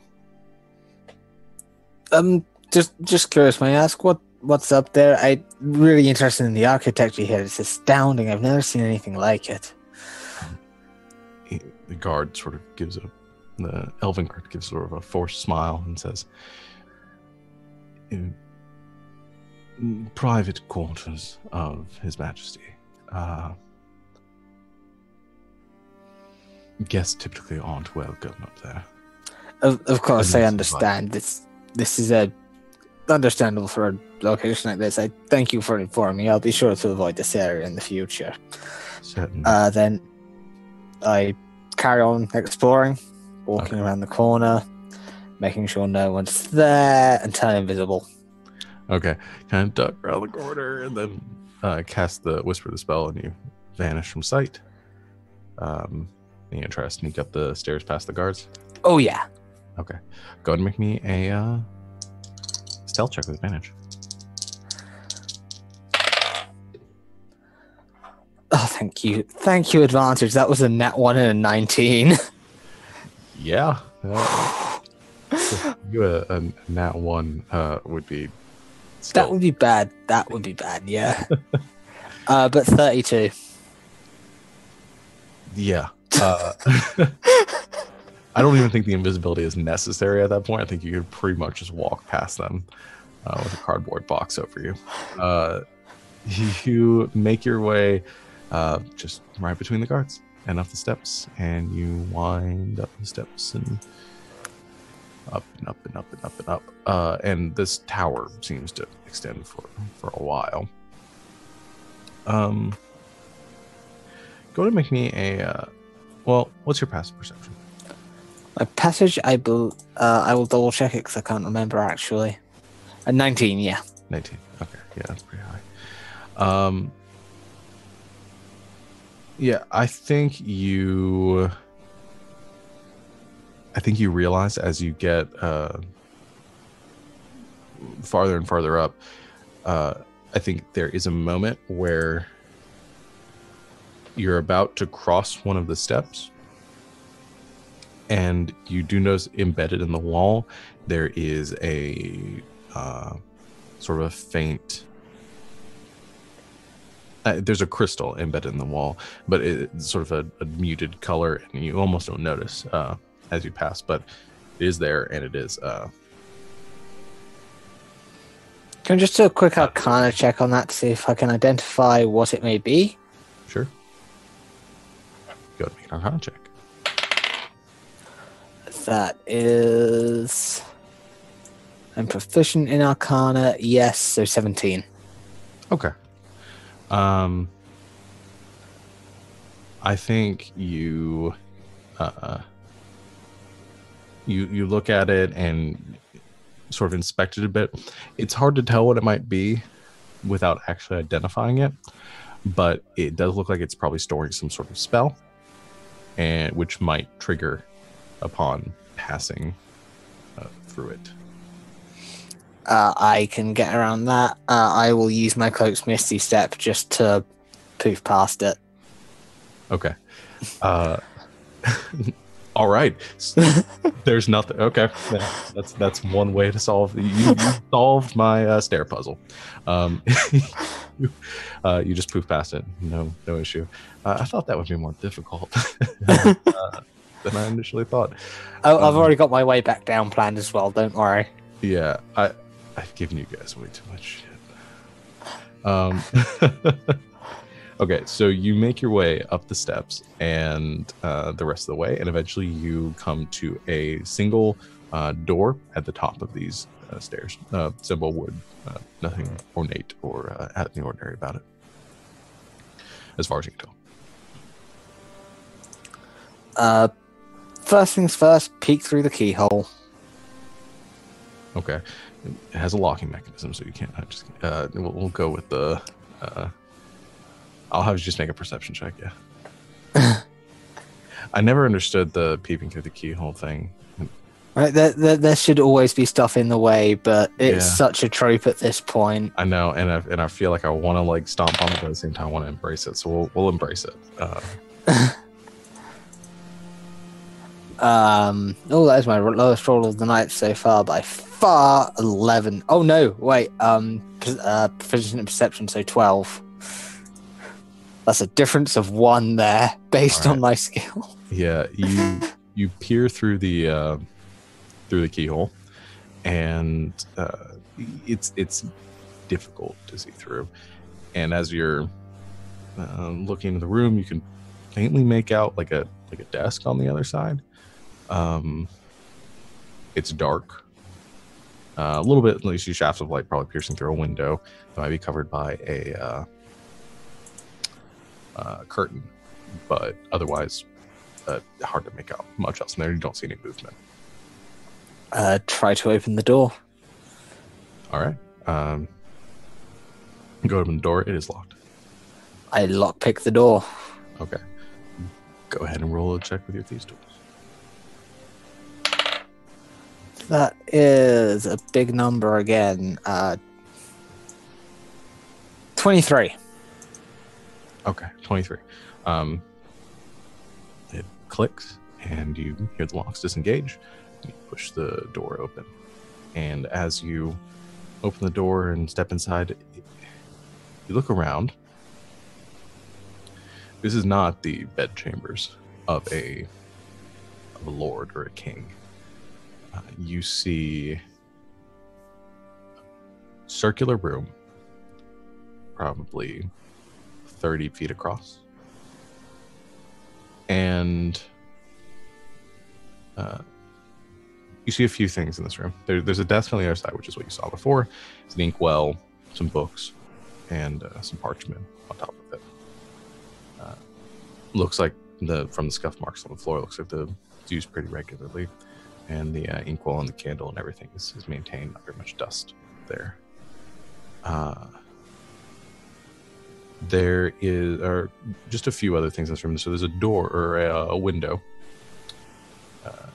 that appears, or a window, an opening on the other side of a window pane that seems to lead out onto a balcony covered by curtains. And on the wall to the left as you enter, there is a painting of an elven woman, long blonde hair, very thin with pale skin, wearing a white dress with sort of a faint smile. I mean, otherwise, you don't see much else in this room.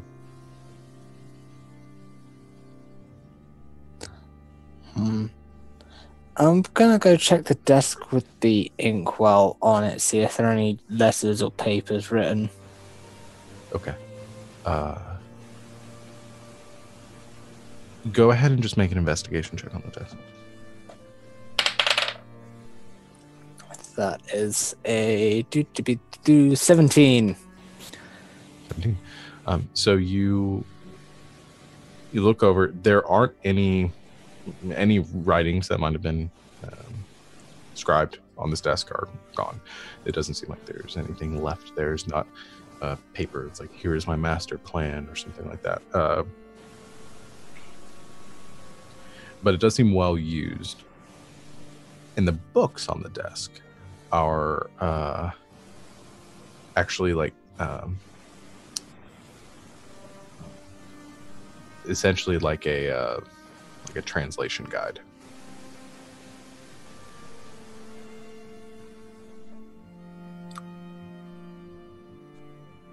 Yeah, I'm gonna spend a little bit of time flipping through those books quickly. Okay. You leaf through them, and it looks like the guide essentially it helps to has a few samples of different languages, some in Aquan, different types of primordial, celestial, Sylvan, Elven, of course, and the other one, Draconic. And essentially, I mean, it just kind of giving some easy translation to those languages.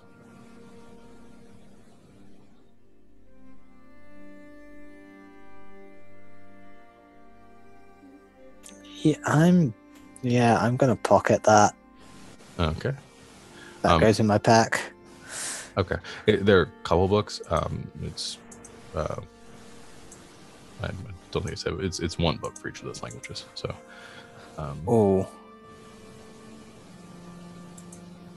I will take Sylvan. Okay. Aquan. Yeah, in the Aquan one, that is a single book that gives a few different translations into different primordial languages. So that one is one book for like Aquan, Ignan, Terran, and I forgot what the other one is. Orin, thank you. And yeah, we had an argument recently, says Draconic as well. Okay. Yeah, so you take a book on Draconic, Sylvan, and Primordial.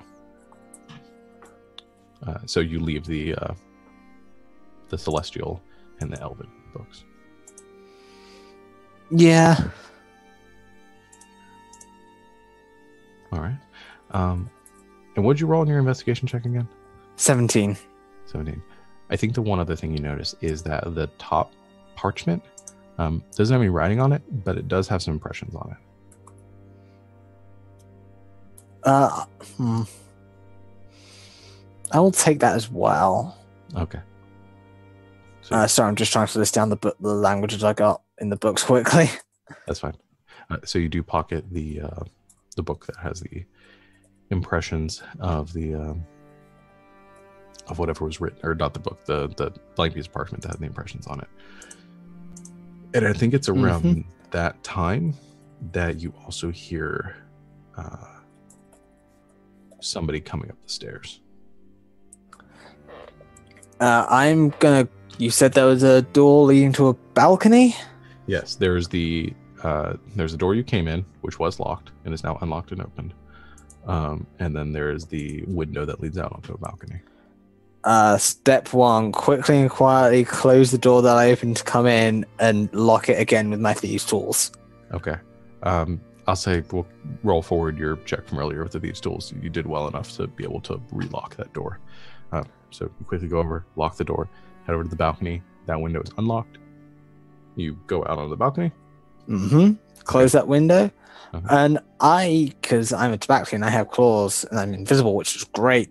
I'm actually going to hold on to that wall for a bit and just listen quickly before I do anything else. Okay. You hold on to the wall outside the balcony and kind of wait there for a moment. I think there's a moment of panic as the window opens. But it seems like whoever opened it is just letting in some light. And then there is you hear some humming coming from inside the room. I know every time somebody sings or hums or makes music in this game now, everyone just assumes I'm about to kill somebody. But no, You've set the precedent, Sean. I've set the precedent that music is evil, which it is. Just kidding.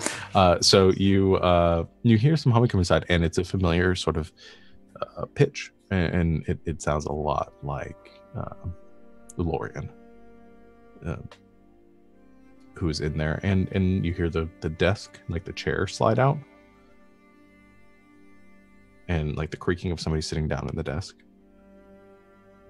And the humming stops. And you just kind of just hear this like faint.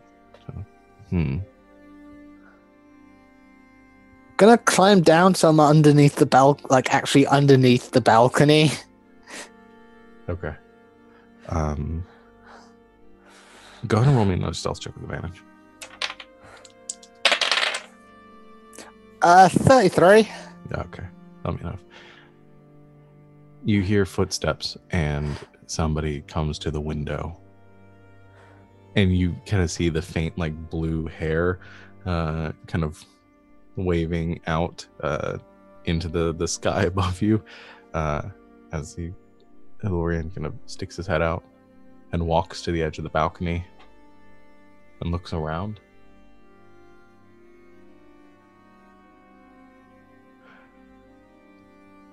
And I think there's you fail here. Perhaps I left it in the library. And he heads back in, and you hear the doors close. I am gonna give it a second before I do this, but after waiting a minute, I begin my, I guess, rather slow descent down the wall, still invisible. Yeah, just when I get to the bottom, hide in a corner, and then get rid of the invisibility. Okay. And I think as you're hanging there too, you do get the perspective, and I don't think you'd notice at first, and you're pretty good with heights too. I mean, looking down, you're probably about like 600 feet up or so. I mean, it is a hell of a fall, but you can climb, no problem. And you begin to scale back down the wall and land in the courtyard or the gardens down there. And yeah, you can end your invisibility and appear as anybody else walking throughout the courtyards here if you'd like, or you can recast it if you want to be invisible still. I'm just going to blend into the crowds and people that are in the courtyard.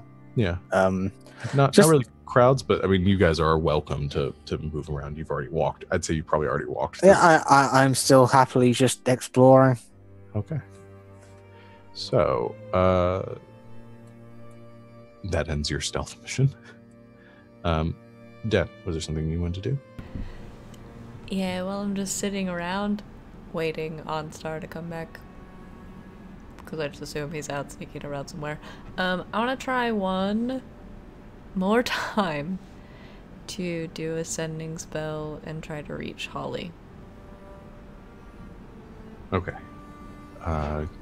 Go ahead and roll the 100. What did we decide last time? Okay. I'll leave it to you. High or low? Oh, gee. Well, I threw my dice at my chair.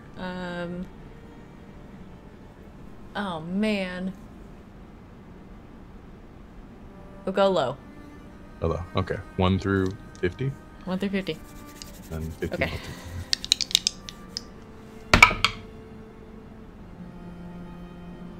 I rolled a 20 on the percentile die, and then a 3 on my d10. Is that a 23? That is a 23. So, what's the message you sent? Oh no. I miss you, I love you, where are you? Something like that. It's me.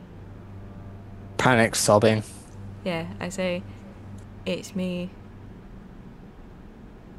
If you're still alive, I love you. We're coming for you. Tell the crew. Okay. You send the message, and there is a pause.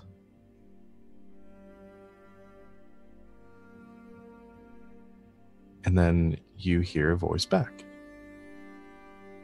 And you hear Holly say, "What took you so long?"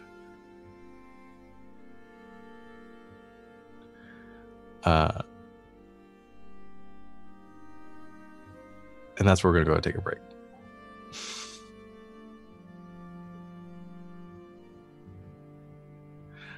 So we'll go ahead and take a short break here.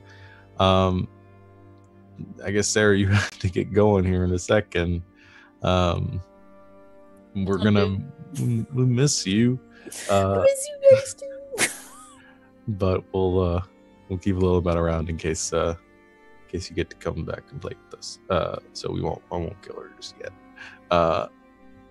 Just gotta scare Gil again and I'll become a frog. It's fine. Yeah. No, we'll work that out. So we'll go and take a break here, and everyone say goodbye to Sarah, and we'll be right back in 10 minutes. Sound good? All right. Right back in 10 minutes, everyone.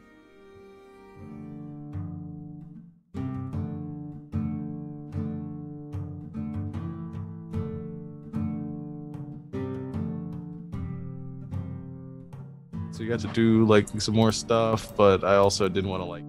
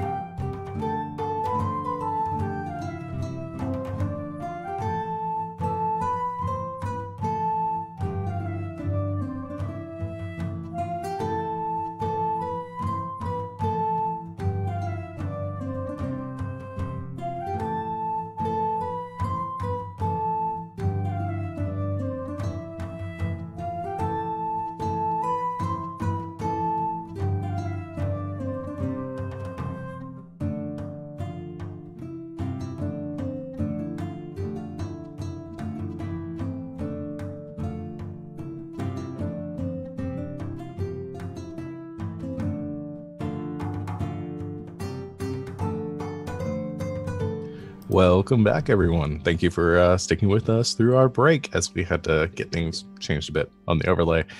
Sarah, if you're out there watching, we miss you already. But on with the show. So you all have accomplished your various missions and tasks throughout the afternoon. Let's just say that after doing your stealth missions and sending secret messages, you all reconvened back in your quarters up within the east wing of the palace. I have been crying, probably. Just so we're all aware. Okay, so Den is there and has like bags under her eyes and is, I don't know what color, your eyes still turn red when you've been crying? I don't know if Triton, if it's a different. I don't know how the blood oxidizes. I mean, I still have whites of my eyes, so I guess. Sure, we'll go with that. Sure. Any information you guys want to share with each other? Dinner, are you alright? I got through to Holly and the crew. Well, They're Holly, alive? but Oh. Holly is, so she didn't say the rest were dead. That's really good news. Yeah. If this is a good step one, at least Whoever's in front of me, it's probably Tova because she talked to me first. I just like bear hug her. Just like. I hug right back. Well, I didn't find a vault or treasure room or anything specific like that, but I found what looked like a private study. I may have found some books. Also some parchment which I may need to work on to find out what it says. It looks like this has been written on, but the ink itself is invisible, so I need to either have time to make a chalk rubbing or find a way to make that ink visible again.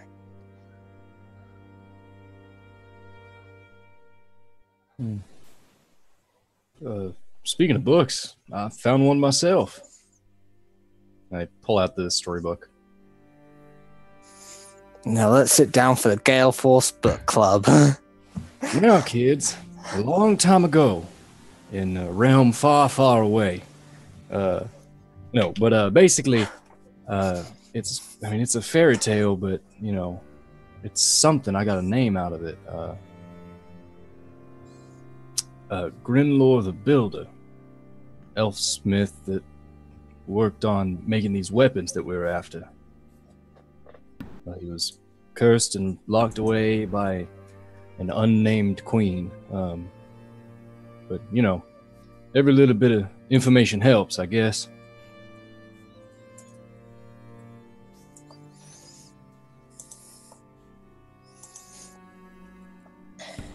I also think while we're all together, we should prepare for the distinct possibility that tomorrow his rippling majesty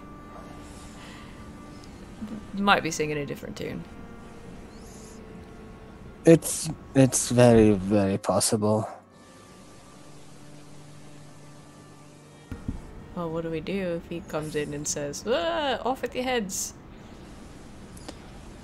We skip straight to the part of the plan where we beat them up. Aye, fair enough. If he's the same rank as the queen, or same being, kind of being as the queen, then we may have trouble killing him right now, but we can at least run past his guards and make a daring escape. I like it. We've already had one successful daring escape this week, so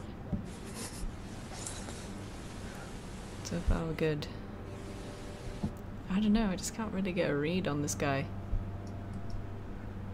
I think Lil chimes in with the information that she gathered. And I'm not going to do a Lil voice because I can't do a Lil voice. Do it. But she tells you that I found I kind of walked my way around the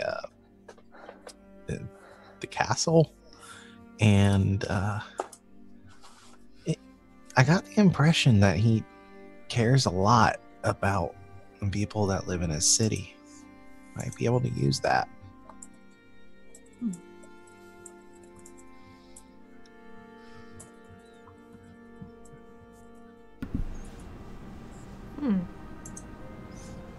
Well, so he cares about his subjects, I guess.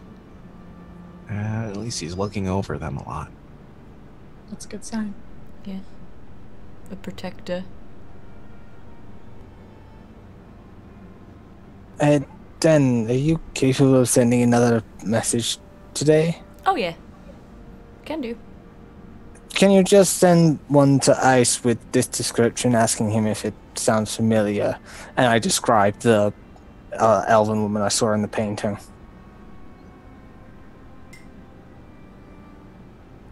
Okay. I do that. I do another sending spell. I think I've only used like one spell today, so we're good. So you do an ice, and you describe the woman in the painting. I think Ice replies and says, "That doesn't immediately." I'm trying to remember his voice. That doesn't immediately mean anything to me.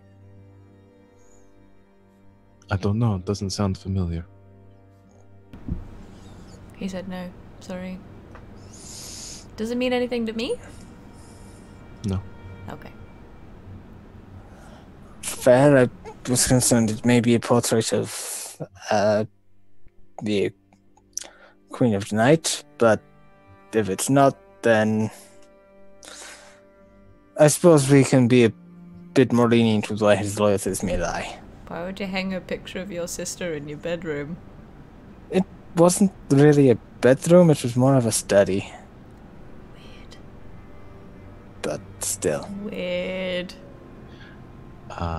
At that moment, there is a knock at the door. Say you guys are in one of the bedrooms right now, and there's a knock at the door, and you hear the voice of Cora say, "Oh, are you all in there?"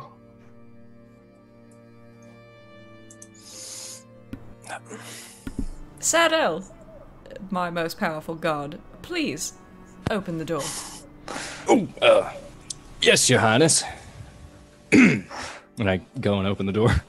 Gav looks and he says, "Oh, milady," and looks to you, Dan, and says, "I'm sorry, I've been looking for all of you. Wasn't sure where you were. His Majesty wishes to see you now." Oh. All right. Thank you, Korath. We will join you. "Yes, if you need a moment to gather yourselves, I'll wait in the hall." And he leaves the room and gives you a bit of privacy. That was good, Sadel. Good job. Thanks. Well done. Well, looks like he changed his mind about waiting a whole day. Yeah. Lil says, "Yeah, that was really quick." Settle, can you just put these in the bag of holding quickly, and I pass him the books and the parchment? Sure. Just in case. If this goes like really south, are we running? We run for now. Alright. If need be, place all blame on me. I can get myself out of here. Yeah, that's true. Alright. Alright, let's do it. We can do this. I feel great. Let's go. All right. You go back out in the hall, and you are led by Korath back to the throne room that you were at before, speaking with his rippling majesty. And you, as you walk into the throne room, you notice a couple of things. One, Ulorian is not sitting on the throne. Instead, he is standing in front of it, and he has his longsword drawn, which is sort of this curved blade, and is resting in front of him. He has his hands resting on top of it, as the point is in the stone beneath him. And you notice that the room itself is a bit darker than it was before. The crystalline walls of the water cascading down them almost seem to be rushing at a more like thunderous pace. And he's standing there with his arms resting on the hilt of the sword. And as you enter, Korath gives a bow and backs up out of the room. Does Korath seem more nervous, or like this is normal, or? Korath, yeah. I mean, make an insight check. Okay. That's appropriate. Because outwardly, he looks as professional as he always does. Yeah. 16? 16. I don't know if necessarily... maybe a little nervous. Okay. All right. The door's closed behind him. And you hear Olorian from the outside room says, "Approach." I approach, but slowly. Yeah. He waits there patiently until you make it up to the base of the dais that the throne rests upon, he says. "I've considered your offer.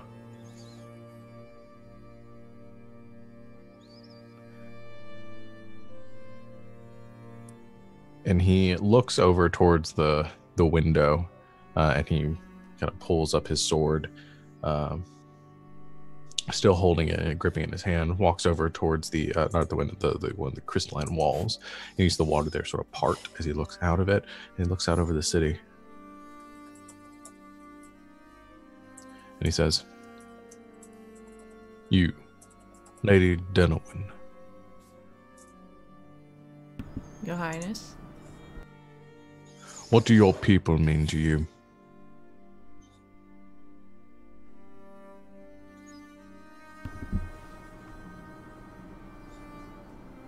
Very much. My people gave me my strength, my training, some of the armor on my back. They gave me my titles.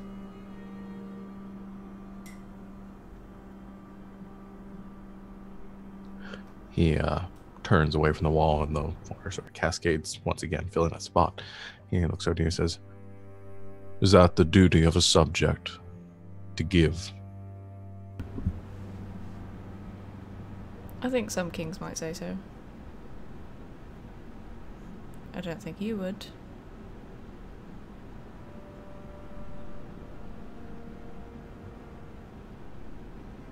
What is a king that can't give back to his subjects?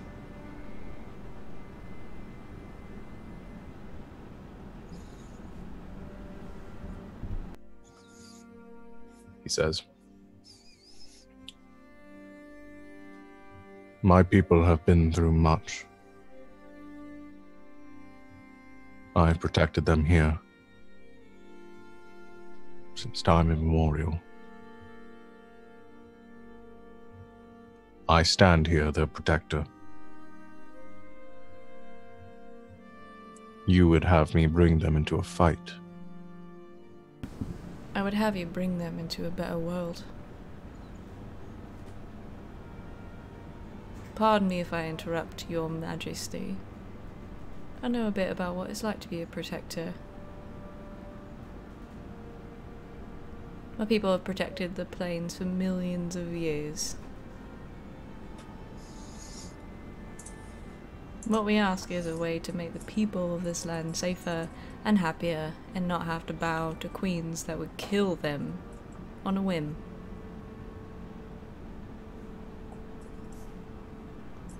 War is dangerous. So is being a king. But if you're not willing to put yourself in the face of danger to protect your people, what are you?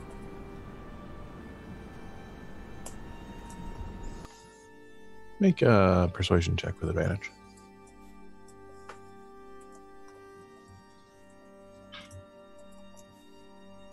Natural 20!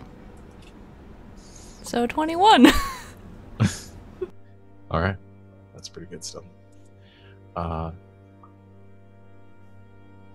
He looks to you and gives a nod.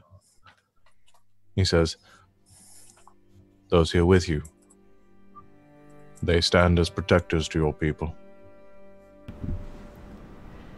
Those here with me stand as protectors to all people.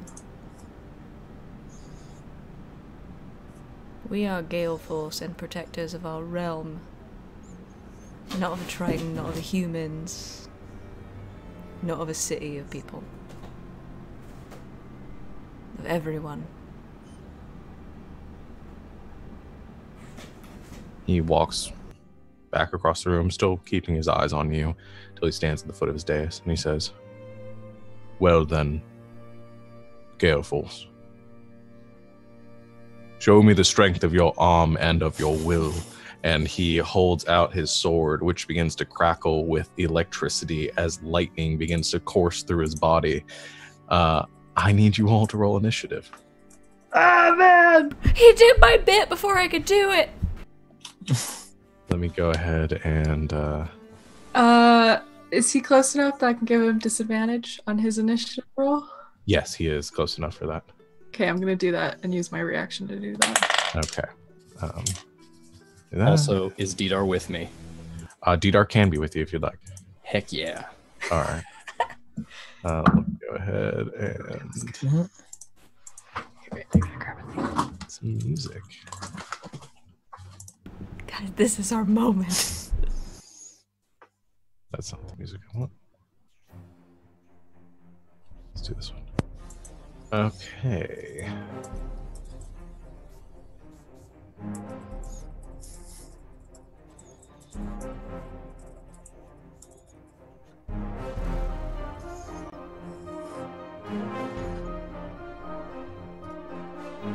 So disadvantage on his initiative roll.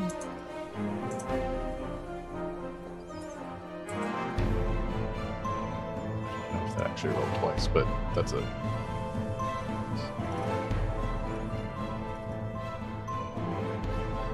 Okay. Well, that's a 6, so not great.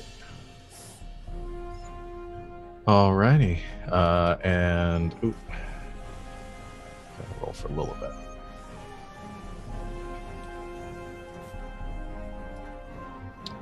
Okay. And Lilibet rolls a... Shit. 20, 19. Okay, so Tova, you'll go first. Go for it. You're muted. Still can't hear you.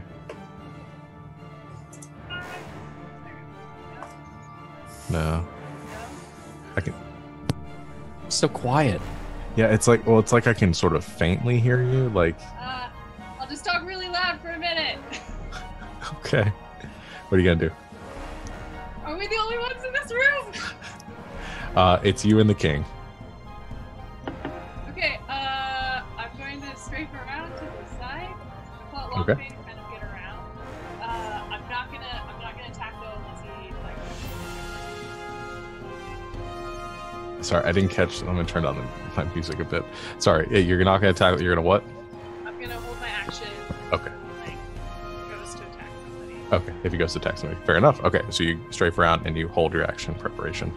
We'll go ahead and go to 10's turn so you can fix that. And actually, at the end of To's turn, there's that crack in electricity, and you see gaps open up in the water around, and light begins to pierce into the room and reflect off of Elorian himself, and it almost like shimmering there and glowing. It's actually hard to look at him. And attacks that rolls against him are going to have disadvantage until the start of his turn.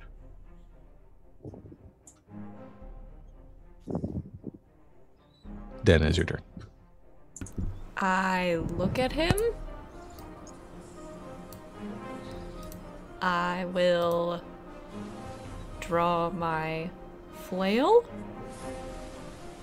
and my tower shield.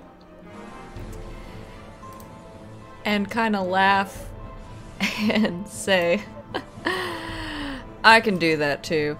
And I'm going to use my bonus action to use my channel divinity to do Gale's Fury. So I become wreathed in electricity. And I look awesome. Yeah. And then I'm going to... Yeah, let's just, you know what, let's pull out all the stops. I'm going to also activate my ring so I can fly, and I'm going to fly towards him and use my action to try to smash his face with my flail. Make your attack roll with disadvantage. Disadvantage. Okay, that's pretty good. 22. 22 hits. Yes! So I get... these. Oh, that's terrible. I have 3 damage dice. I rolled 3 ones. 1 thunder damage. And also 9 bludgeoning damage. That's still okay. It's half damage. I'm gonna put these dice somewhere where I don't roll them again. And the bludgeoning damage doesn't seem to affect him as much, or the thunder, neither the bludgeoning nor the thunder damage seem to affect him as much as you would have hoped.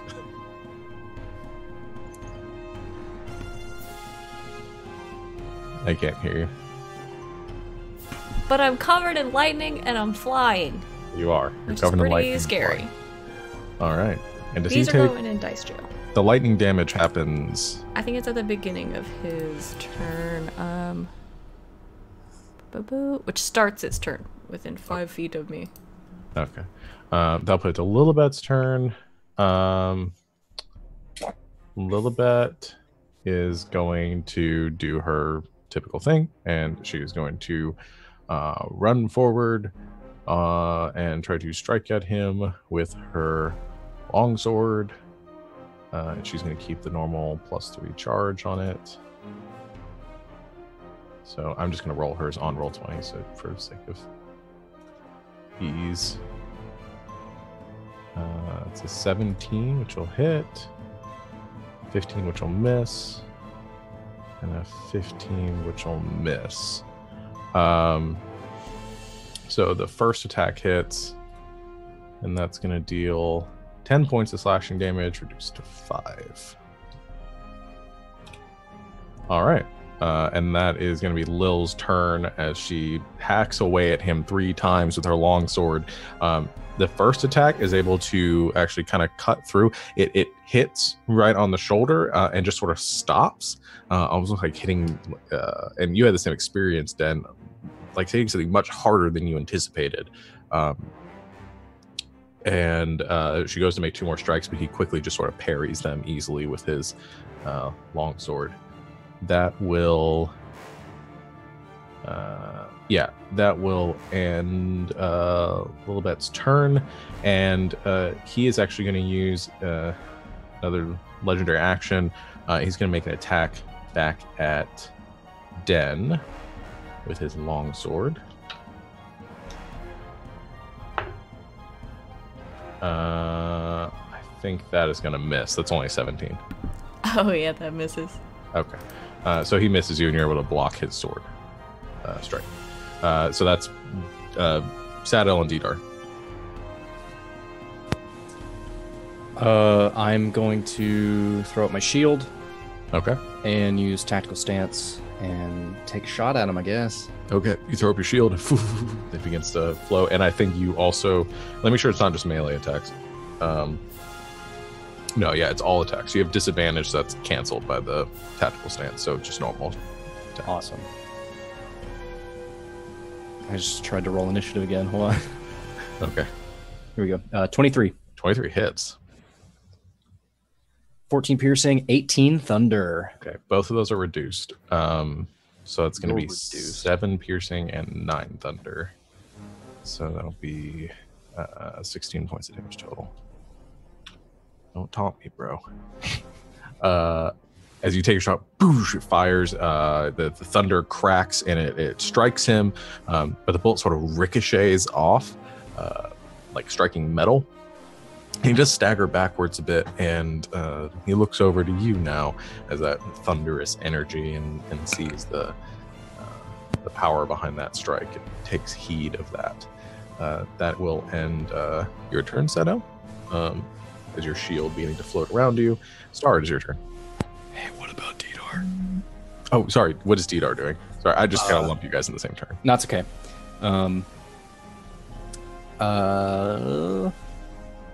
I guess he's gonna try and take a bite out of him. Okay. Well, how close are we to him? You are. I'd say you're close enough for Didar to get up into melee. All right, cool. 18. 18 hits. 16 piercing. So it'll be 8 points of piercing damage. Attaboy. All right. And Didar also clamps down as he is now surrounded by people. Okie dokie. So that will bring to Star's turn. I will use my bonus action to Shadow Blade, Okay. and then I'm gonna run up to him where all my lovely, lovely friends are too, and Green Flame Blade to attack him. Okay. Go to make a strike. Disadvantage. That is an 18. 18 hits. Yes. Okay, I'll do the psychic damage from Shadow Blade first, then the fire damage from Green Flame Blade. Okay. And I just realized I misspoke before. The 17 missed. That little did. I won't negate that, but I don't want anybody yelling at me later when a 17 misses. So 12. That as well. 12, 14. 17. 20. 29. 31 plus 5. That's 36 psychic. Also, I was thinking, do you get sneak attack when you have disadvantage on a strike? Oh, that's a good point, actually. Because I think it's when you have a. And I will double check that quickly. Yeah. I feel you may be right. Let's quick rules break. I know roughly where it is. Da da da da da. Yeah, it's okay. Here it is. You don't need advantage on the attack roll if another enemy is the target. That enemy isn't compatible. Sorry, and you don't have disadvantage on the attack roll. So you would not get sneak attack. Okay, so then 17 psychic. 17 psychic. That's And still from Green Flame Blade, that is 13 fire. okay. So let me parse through this a bit. The fire is going to be halved, so it's 6 points of fire damage. And then that's going to be full psychic damage. And what'd you do on your piercing? Green Flame Blade is that's right. psychic. There's no Shadow Blade piercing. is just psychic. That's right. Yeah.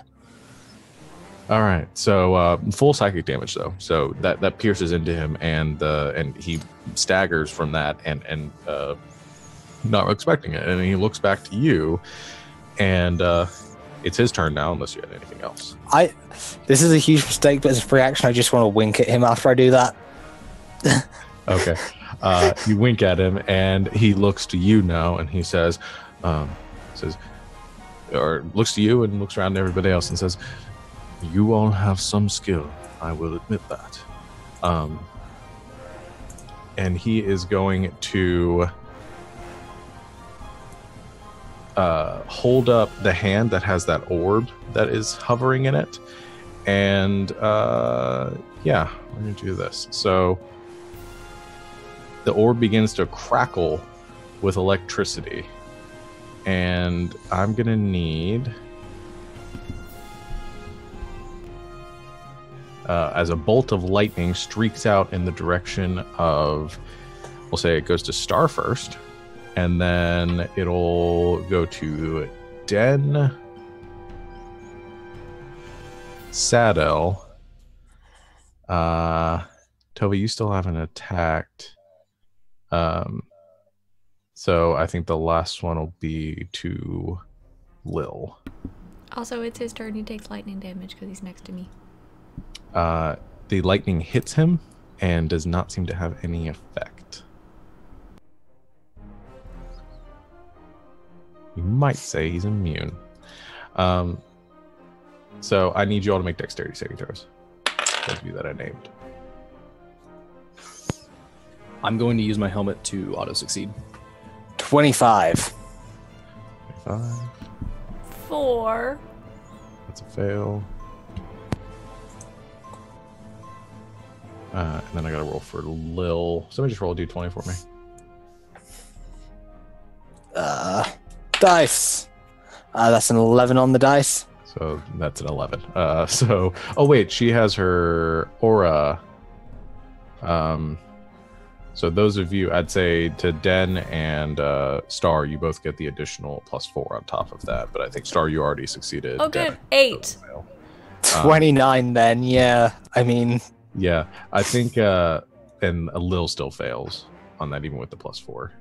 So that is going to be 10d8 points of damage. So that'll be 49 points of damage, lightning damage to Den and Lil.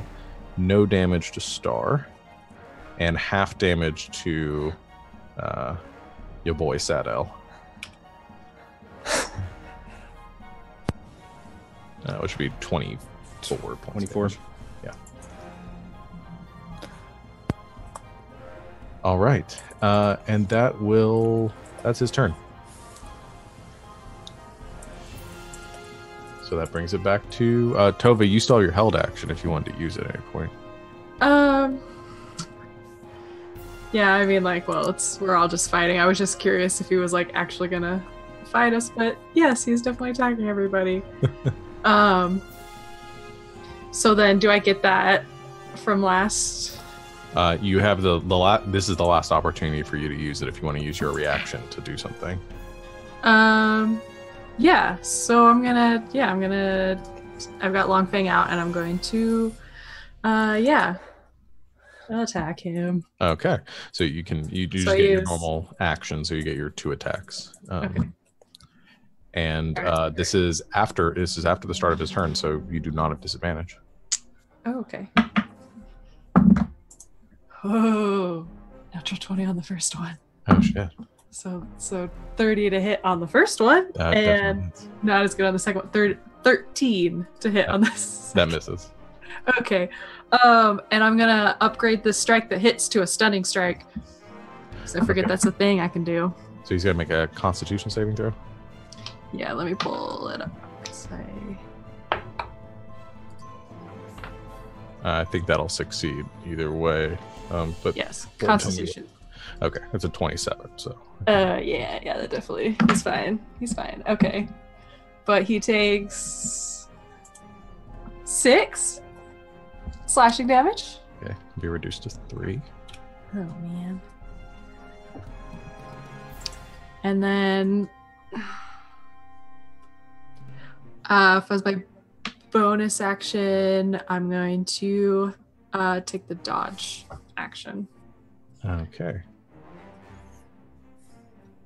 So you're doing that as your on your turn, taking the dodge action? Or? Oh yeah, sorry. I thought this was on my turn. No, so that you was... had essentially that was your reaction. So now it's your turn again. So you. Oh, okay. Well, I'm just gonna try and hit him again. Okay. 15. That'll miss. First attack. 25 for my That'll second hit. attack. Okay, cool.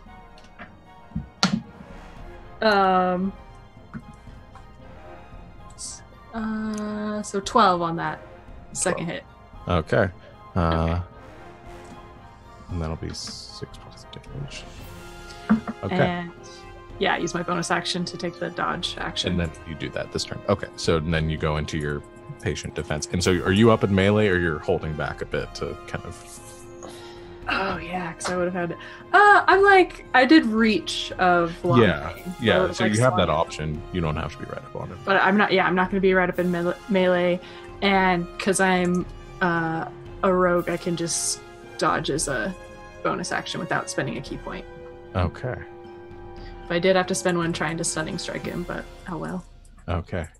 That'll put it to the end of your turn, at which point that same flash of light hits, and there's that glistening in the room like before. So, Den, it is your turn. Okay.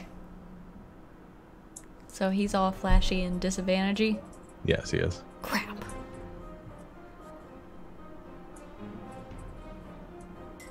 I'm gonna do what I was gonna do anyway. What I did last time didn't really work that well, and he's all lightning-y. So I'm gonna use my action to do second level inflict wounds, and I'm just gonna grab him by his face. Okay. This is such a bad play. Why am I doing this?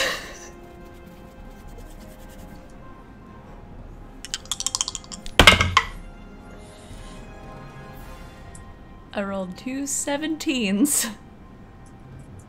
I think that'll So hit. 17 plus 9. Yep. That'll Eat hit. it! You shiny person. So I get... That's 4d10 necrotic damage. Go ahead and roll that damage. Yeah, play my game. Oh, that's really good. 9, 13, 18, 25 necrotic damage to his face. Shit. All right. Yeah. You throw out your hand, which is wreathed in this sort of dark lightning as well, that mixes with his, and then as you touch him, there is this burst of energy which courses through him, and he actually sort of cries out in that moment, in a bit of pain from that, and then you see it's sort of unexpected, and he staggers and wavers a bit in that moment, but looks up to you with sort of a ferocity in his eyes after being struck and dealing such a heavy blow against him. All right. Well done. Bonus action to hit him in the face with my flail. Yeah, go ahead and take your bonus Because I action. have that now, yay! Am I still at disadvantage? Yes. That's okay. That's pretty good.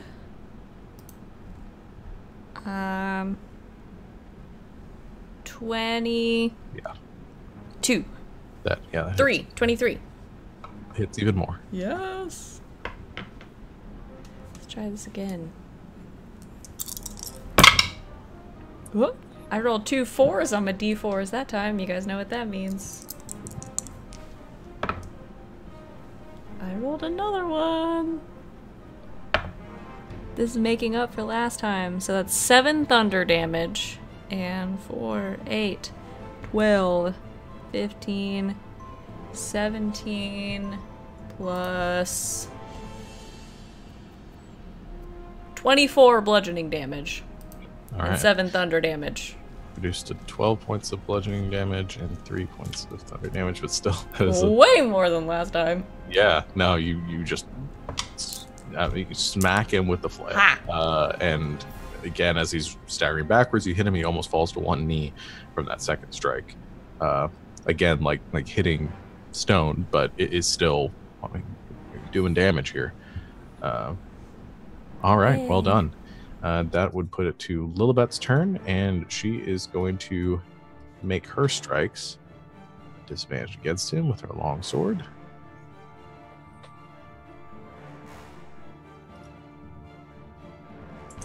A miss. Hit. Hit. So she makes 3 quick strikes with her longsword, hitting with 2, dealing a total of 24 points of damage, reduced to 12. All right. That ends Lilibet's turn. Didar? Didar's gonna see if he can bite him again. All right, attack with disadvantage. This is my character sheet. Hold on. Ooh, 8. Yeah, that won't hit. This time he's ready for the giant plesiosaurus head that comes down to bite at him and is able to avoid that. All right.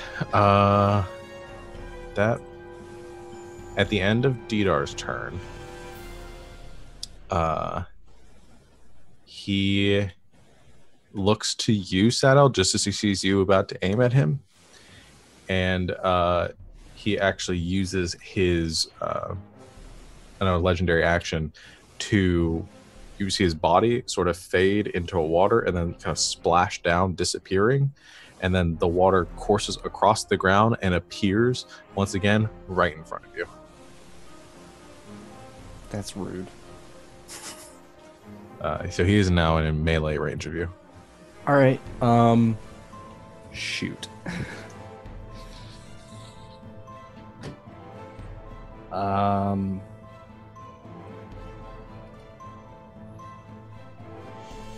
I am going to...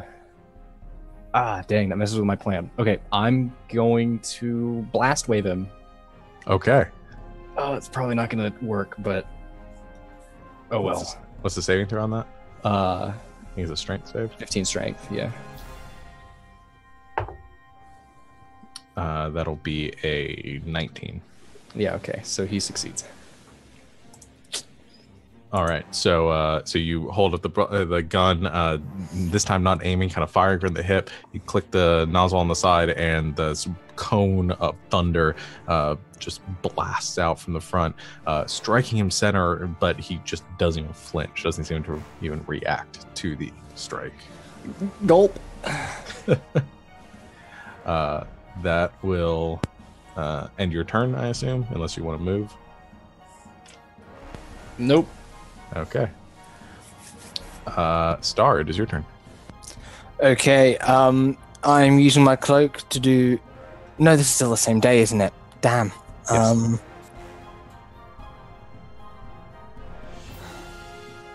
And I'm guessing it's not dim light in here either. No, it is very bright. He's Yeah. actually giving off light.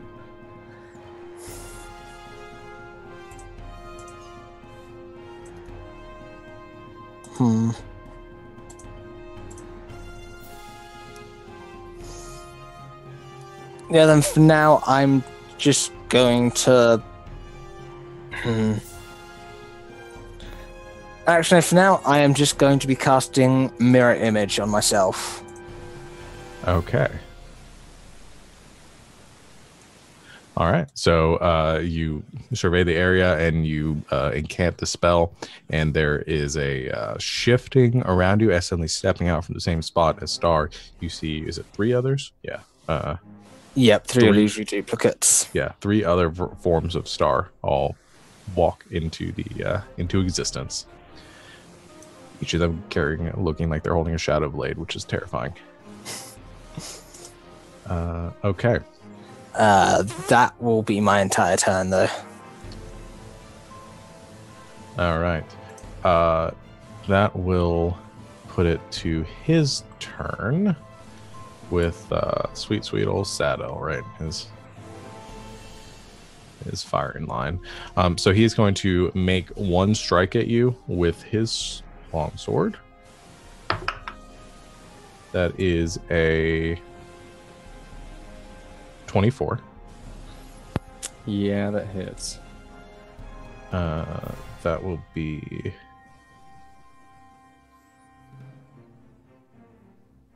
12 points of slashing and 9 points of lightning.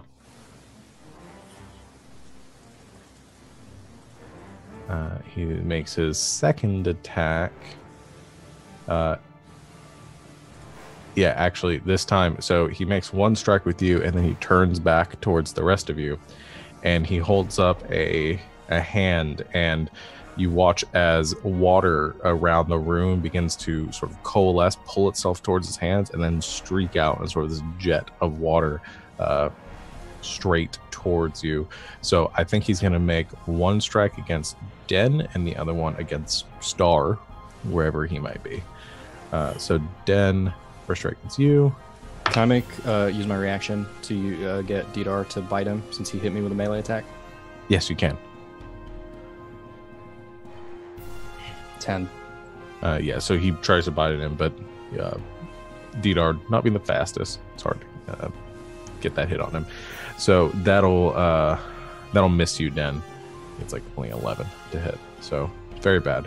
And then I've got to roll to see if he hits my duplicate first. So go and roll. I rolled a 5 on the die, so that hits me.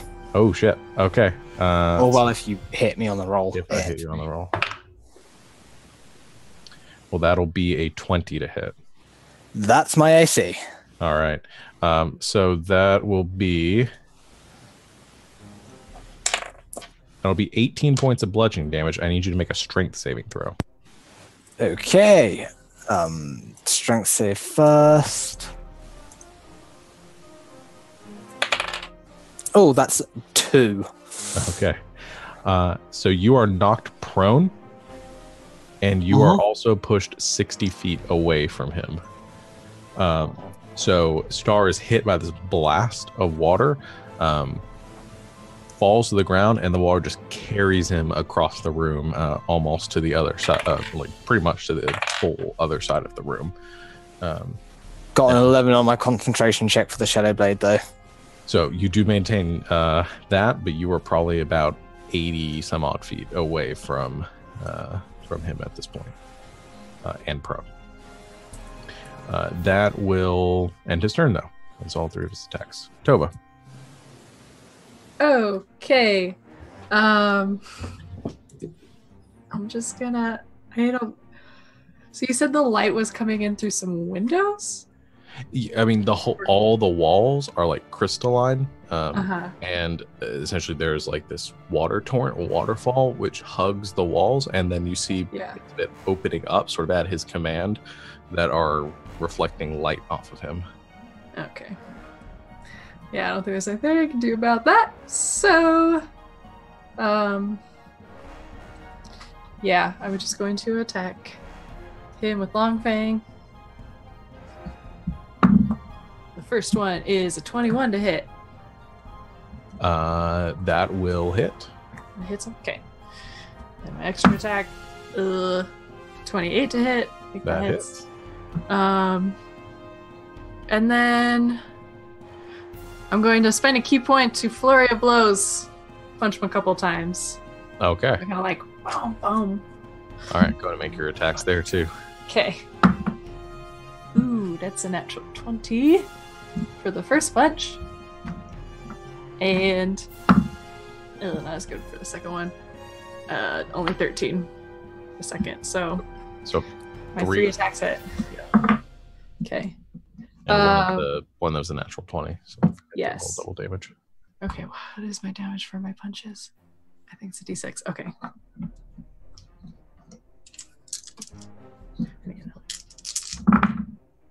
Okay. So that's that. Sorry, I gotta do some math. Okay, so that's 10 slashing damage on the first one. 13 on the second one. And then for my punch, it is 12 bludgeoning for my punch. All right. Even with the half damage, that's a lot against him. So you make 2 quick strikes with Long Fang as you're closing the distance, kind of striking out of range, and then just as you get up into melee with him, you make 2 quick jabs. One of them connects as he's sort of caught off balance in this moment. One of them connects in sort of a kidney punch, dealing a pretty heavy blow. And then that one he reacts and recoils away and is able to deflect you away with actually a spout of water that shoots up from the ground, deflecting away your strike. But you get 3 really good hits off on him. All right. And okay. That's it. All right. So that will put it to Den's turn. But this time, instead of doing his rippling, He's going to use his legendary action to make a strike back at Tova.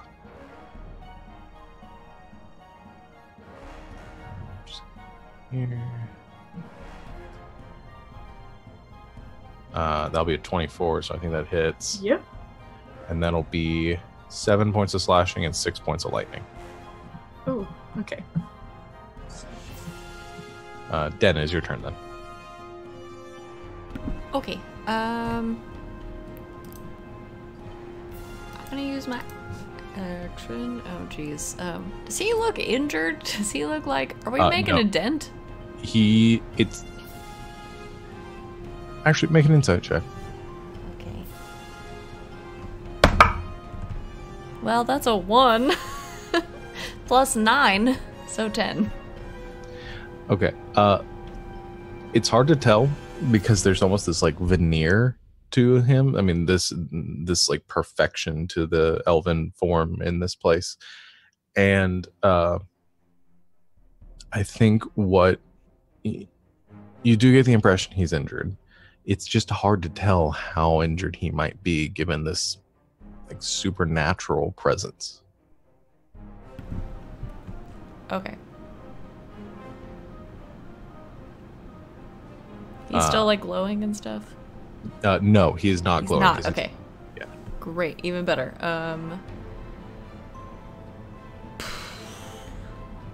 Man, none of my stuff is gonna work.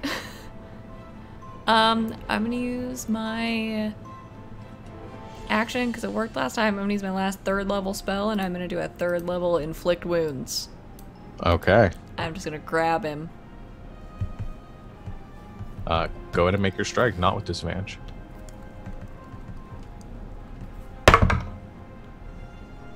Natural 20. Need dice cams over. I rolled a 1 and a 20. I trust you all implicitly. I love Okay. Go ahead and roll.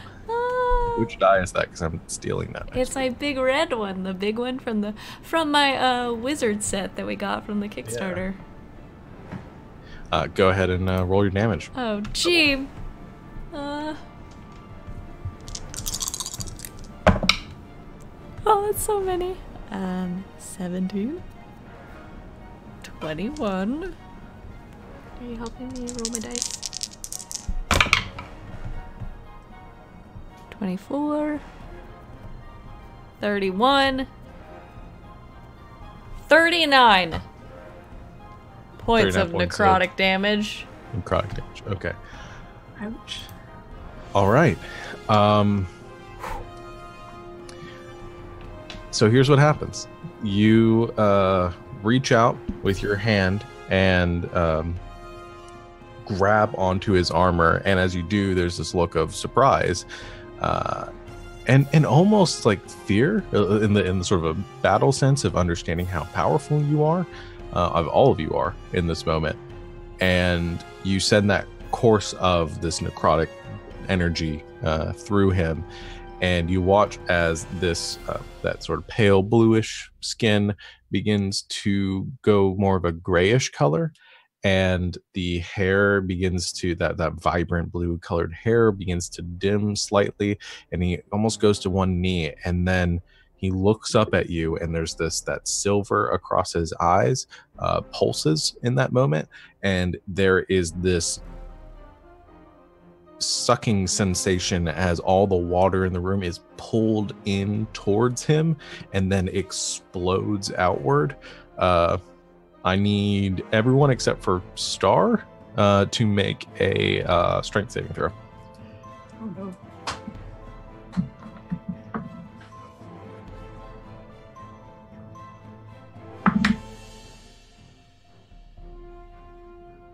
$18. 18.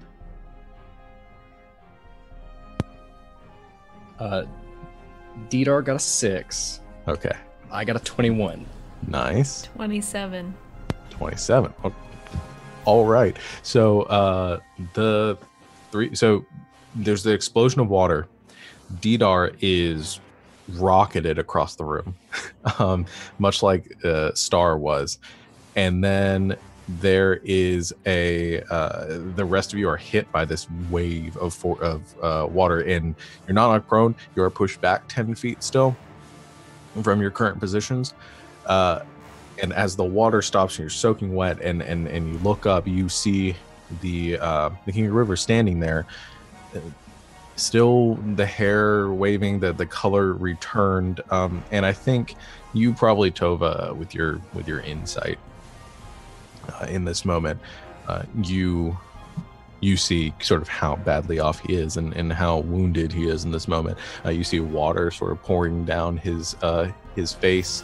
You see sort of like small cracks in this almost like porcelain exterior, and he takes his sword and stabs it into the stonework in front of him and holds up a hand in that moment and says,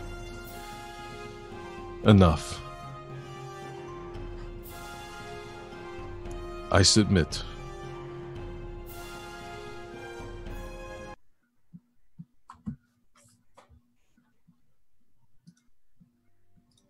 What do you all do? Get up and shake. I'm gonna go make sure Didar's okay. You shake out, and your fur is now soaking wet, and you shake it, it kind of puffs out a bit. Didar is fine. He didn't take any damage. He's just a bit frazzled. He just got rolled over on his back like a turtle. Yeah, he's just kind of floundering there and like rocking back and forth, and you have to push him over with a lot of you get him back onto his tracks. And Lorien sheathes his sword, and he says, "Well, that was not what I expected. Well done, all of you. Very impressive. I didn't imagine you were nearly this powerful. Perhaps you do stand a chance after all." So? So I think you owe us a decision. Right. Yes, of course. The key. And he reaches underneath his shirt and pulls out a chain, which he unclasps, and connected to the chain at the far end is not a key, but is a like a loop of stone that is roughly the size of like a ring, or a larger ring, more like a bracelet. Probably most of you have some engravings across it, and he pulls that out and tosses it over to you, Dan. And he says, "If you're looking to enter the Forge of the Precursors, then there you go. And that should be enough to get through the warding. I will warn you, once you enter the... Well, Seluna will probably be aware that the spell has been broken, so probably should be careful."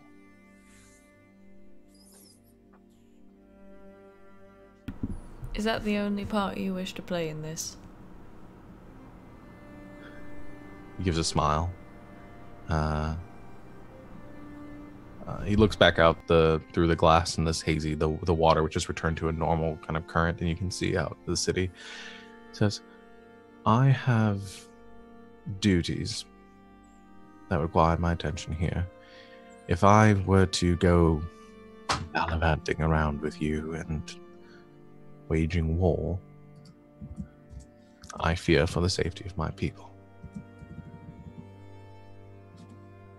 We are not as protected as Miss Carmen. We're not as elusive as the Hunt. And we don't have nearly the force of Natalia. So I'm within striking range of my sister, and even speaking with you here and providing you with this puts me at a great risk. The only reason I give you this key that Seluna herself entrusted to me, because I think you might stand a chance."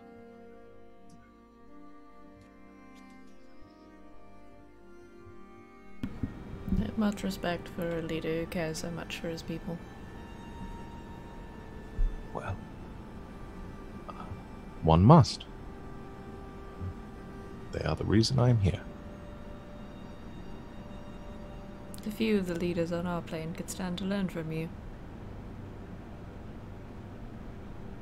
Well, a few here possibly could as well. Regardless, I don't seek to get myself mixed up in all this business again. So, you're welcome within our pain, and if there's any other amenities we can offer you, then by all means, make use of what you can. I wouldn't tarry here for long, though.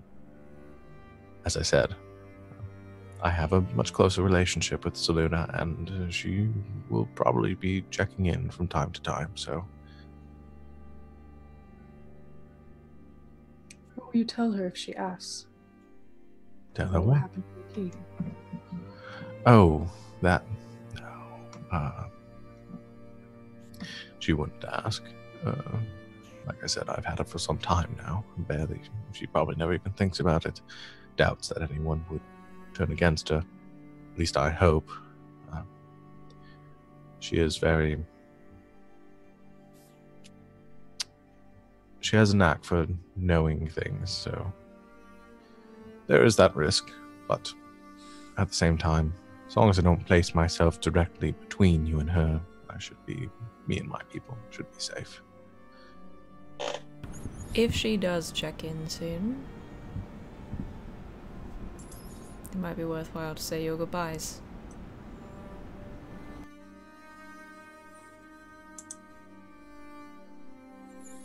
I don't follow. Didn't expect you would.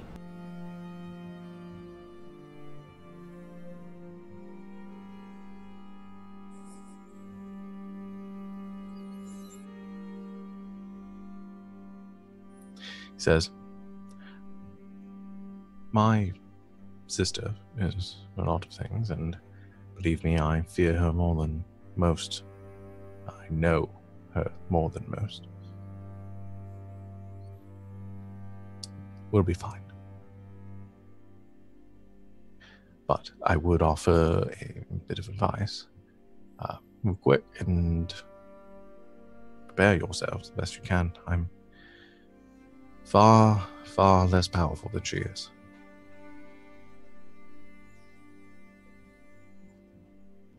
Believe me, I know she could mop this floor with me.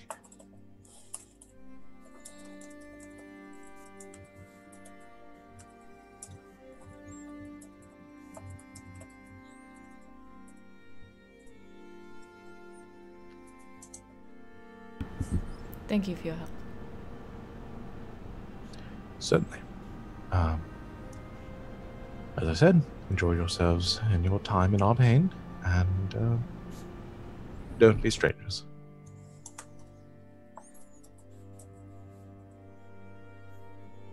I think with that, he goes back and sits atop his throne, and Koroth enters the room and looks over all of you and surveys your injuries or your current state, and says, I trust your meeting went well. Very. If there's anything I could provide, draw a bath or remake your rooms. Do ale. Certainly. I can have some brought to your rooms there as well, if you wish. That would be lovely. Says, all right, I'll have some drinks brought to you, and have your beds remade if you like. Please enjoy yourselves for the evening, and if you need anything, please call for me. So you guys are left to your own devices within the palace as you leave the throne room. I'm gonna heal my buddy Saddle Thank you. a little bit. 4th level cure wounds. Okay. Just for my friendo.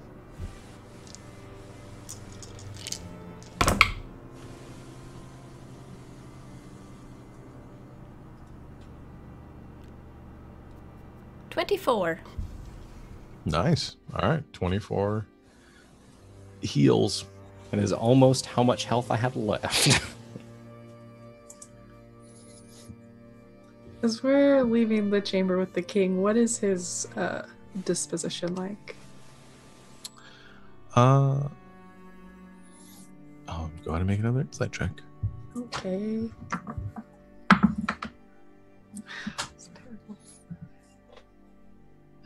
16. Okay. He appears contemplative.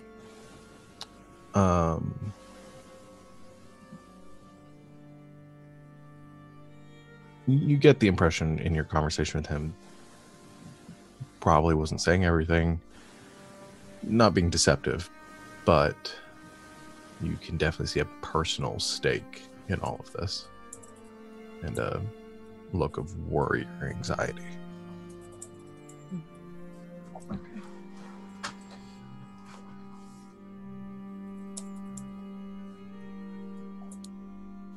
So, you all return to your rooms and you can have drinks.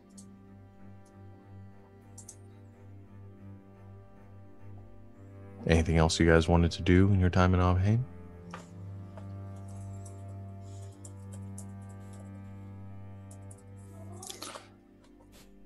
When I've got some time for myself, I want to get the parchment from Saddle and spend some time either getting a rubbing or working out what was used as the ink so I can try and reveal it.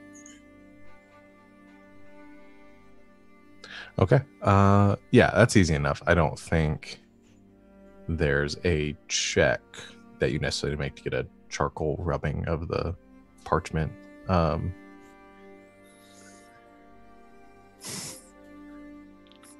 I am very glad a lot of the times that we don't broadcast our Roll20 channel.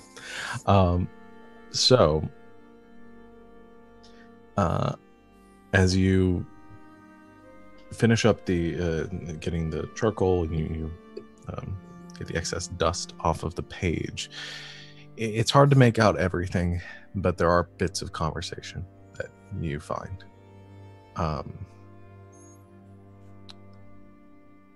And it appears that somebody, you can assume Lorian, writing a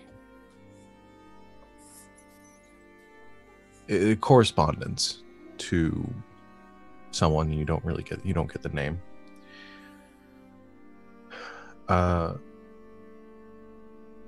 You get a few lines about an expedition, and you get the impression that he's asking the status on something that whoever he's writing for is searching for, but and wanting to know if they found it.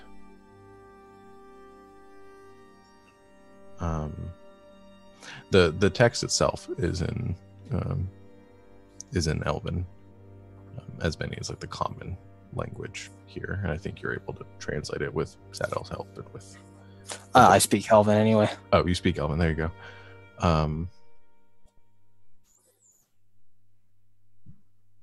Yeah, I'd say. I mean, that's most of what you get from the text. It seems like he's writing to somebody, and that they're looking for something. And whatever they're looking for is referred to a few times as she or her, as if maybe they're looking for someone. Okay.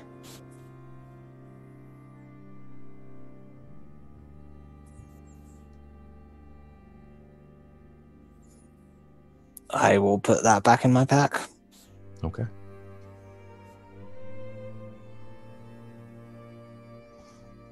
Anybody else? I want to talk to everybody. At the same time. Okay, let's just say you guys all reconvene again as a group and to make a decision. You have the key and you have the... If I shoot there.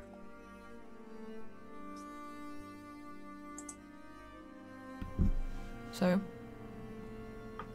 we need a plan.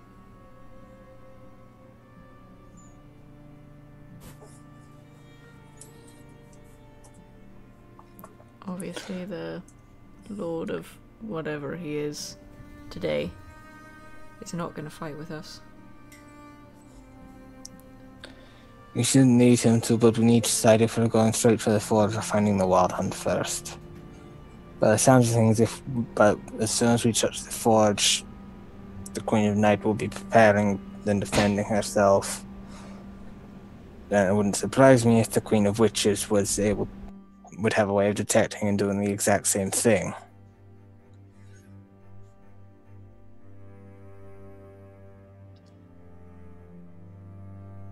That's a good point. Could buy us, well, not buy us time, but it might be, you're right, better to go for the wild hunt first. On the other side of that, having these weapons might serve to convince the wild hunt that we know what we're doing. And give them the means, not only give them the means to enjoy the hunt more, but, well, as I said before, a gift wouldn't go amiss here.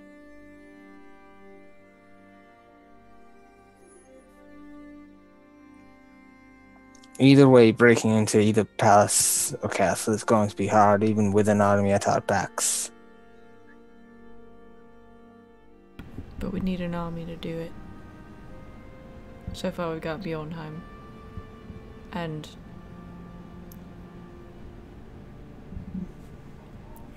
the River King, he concerns me. Today he likes us and he gives us his key, but it can't be a secret to any of us that he loves his sister.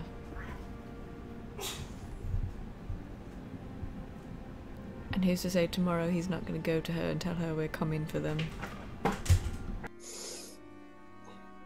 Which is why speed is of the essence here. We need a quick, finite plan to finish up what we're doing and which queen we're attacking first.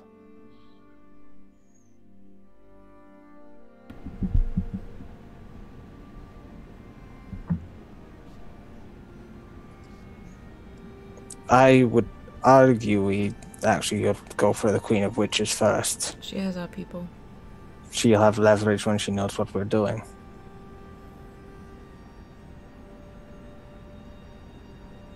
If we kill anyone in this fucking ridiculous realm of fairies and weird shit, it's gonna be her.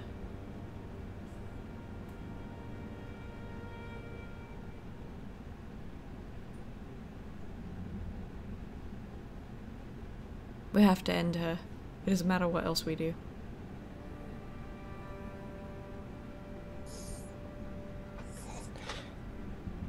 Seluna has been enslaving my people for centuries, eons even. She dies too. I want to kill both of them.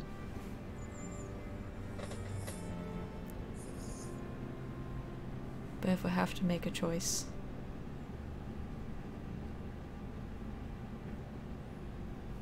we have to decide where we're going first. Because if the first choice goes badly, we have to run.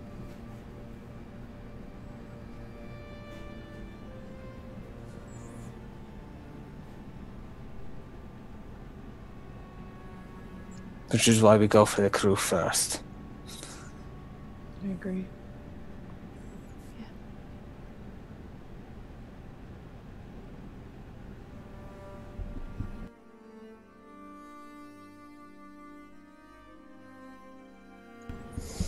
We'll go to the forge. That means I'll have more time to prepare, but we can get the weapons as quickly as possible. We head straight for the wild hunt so we get the get what we need marching at our backs, then we go straight for the Queen of Witches. Let me kill her.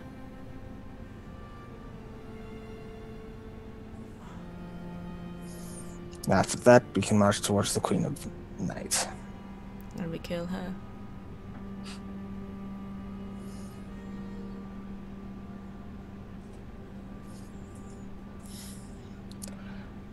We should go find my father. We have what we need, and I don't think we should linger.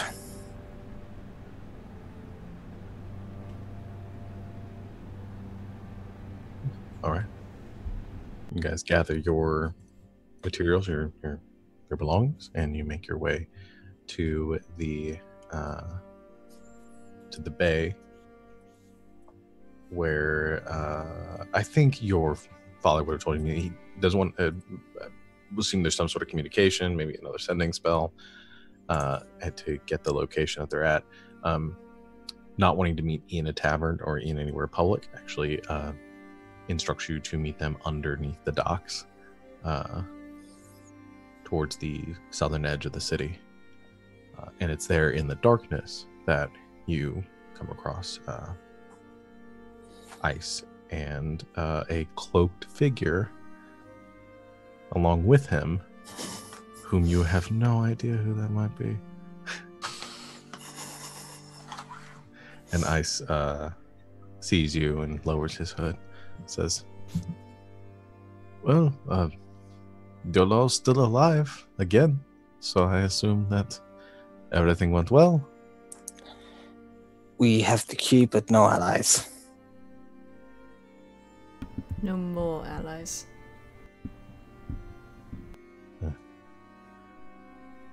Well, I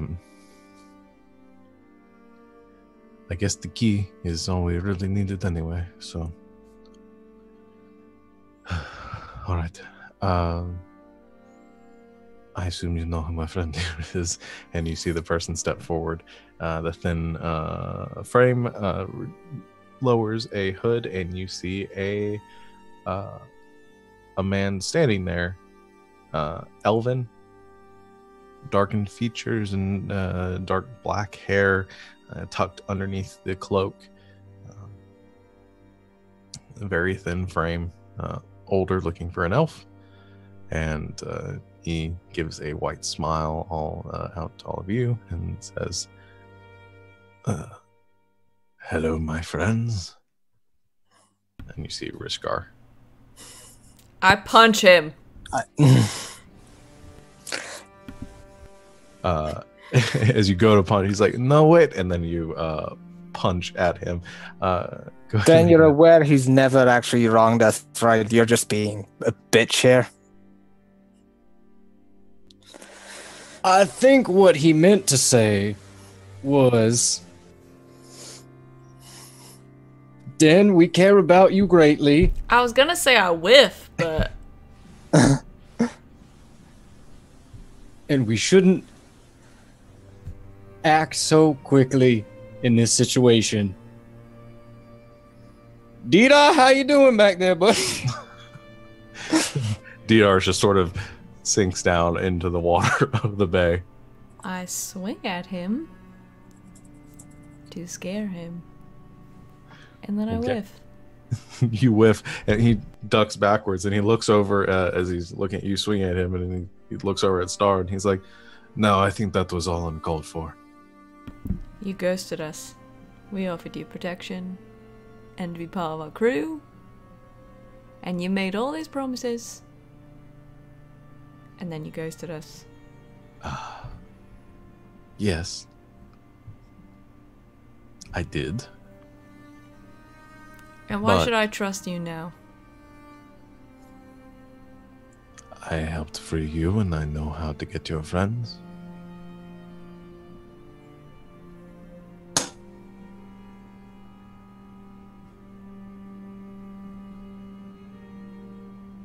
Fair enough.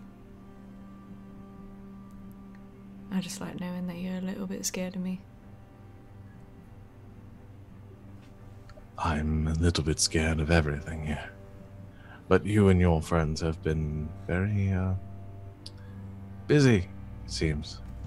So I'm very well aware of how powerful you all are and how afraid I should be. I know you're full of shit. No, I'm... No, you're full of shit. I think we have mutual goals here, and I can help you. As long as I'm getting what I want out of this, we're all getting what we want out of this, then what's the harm in teaming up for old time's sake?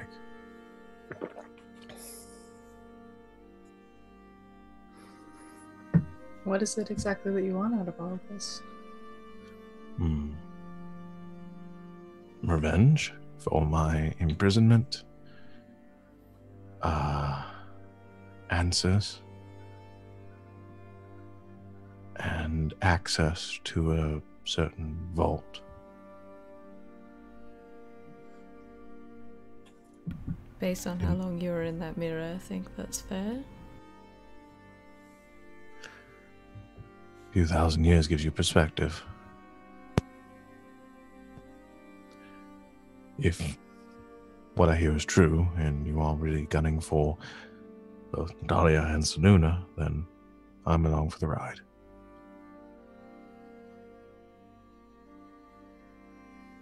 So, I guess you have a date with some giant kin to look forward to. And once you've done so and have the weapons you need, I will help escort you to free your friends.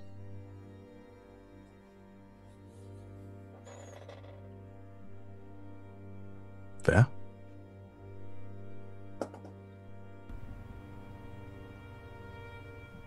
I think so. Good. Glad to see you all healthy and doing well. I'm sure you are.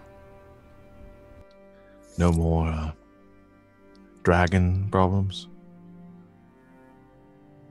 I wouldn't call them problems.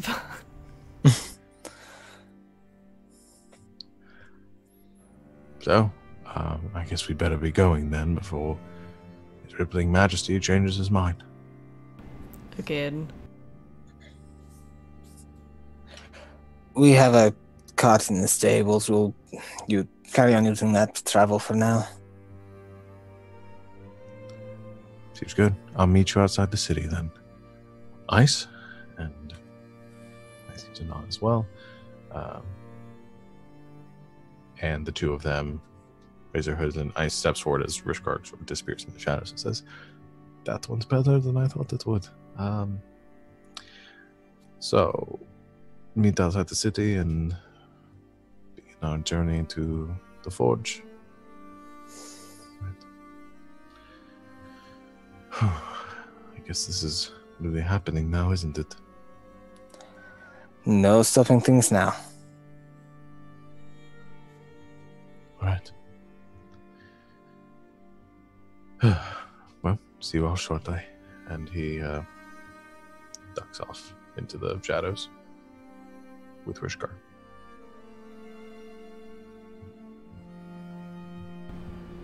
I go up to Star. Okay. You're my friend and I love you. I love you too, but then you're a bit brash for my liking, especially when we need all the allies we can get. Sometimes I know what I'm doing and you don't give me enough credit, and if you call me a bitch again, you're gonna wake up missing more than that hand.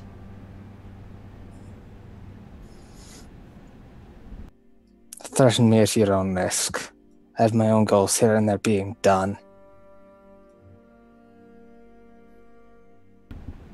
Alright.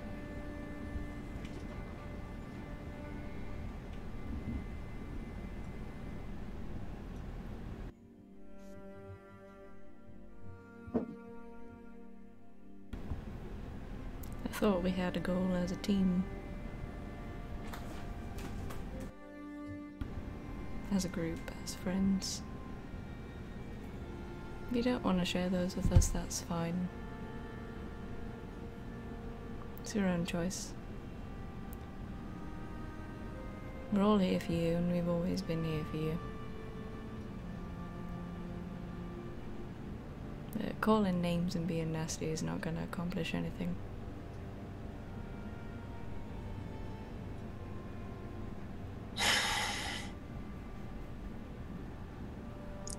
I'm sorry, I hate this place and I want to change every part of it and get rid of... just let it start again, and there's one way to do that. Yeah. I just want to remind you that I'm not the bitch you want to kill.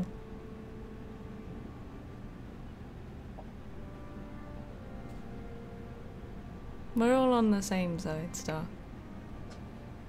We all know how much I hate this place, and we know why. And we want to burn it as much as you do.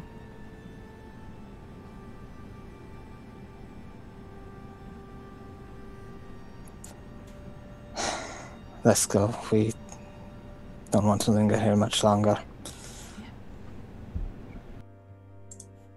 Okay.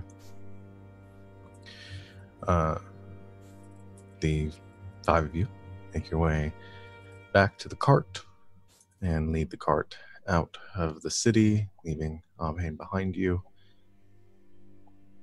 And you make your way to the point where your father, or Ice, and Rishgar designated to meet you. And they aren't there.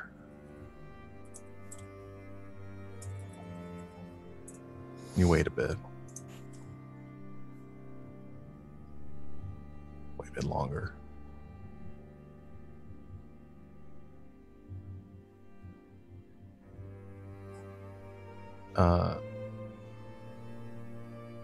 I think after kind of mulling about for like 15 or 20 minutes or so, you're gonna look around, and Star and Den, with your passive perceptions, you notice there is a stone on the ground with a piece of parchment underneath it. Pick it up and give it a read. You open it. It's in your father's handwriting. The note says, Star, this was never your fight. I will end this myself. You'll have the means of leaving soon enough. I'm sorry.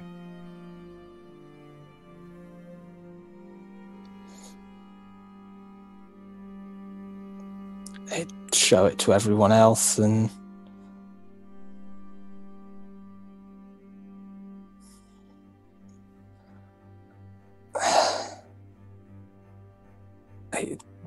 we need to move now. We need those weapons.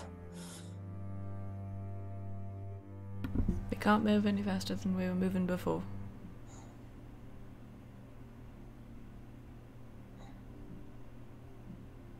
Who has the ore? I do. Do you still have Do it? I? You check your pockets.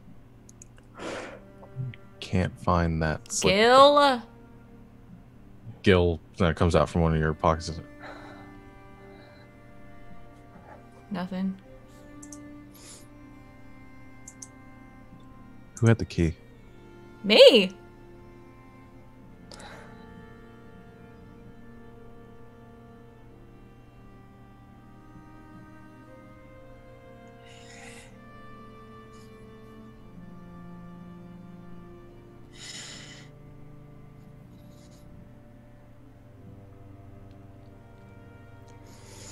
Star, your dad's gonna die for his foolishness, and it's not gonna be me who kills him. They still need a weapon for Rishgar. If we try the forge first, we can catch them. I have another thought, but that was going straight Can you get the map up again, Sean? Just because I can't remember the map name location. Yeah.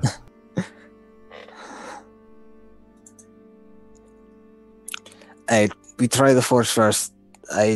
If we may be able to catch them, they needed a weapon for their scar. If not, they've gone straight to Cather Solas for one of two reasons. Either they're definitely finishing this, or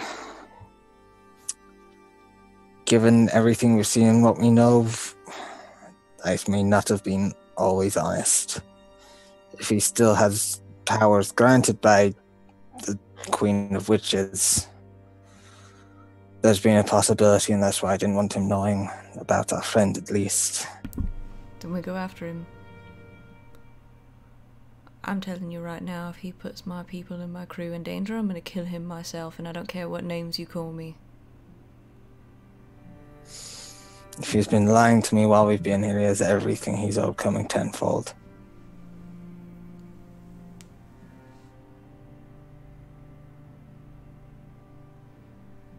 Let's go.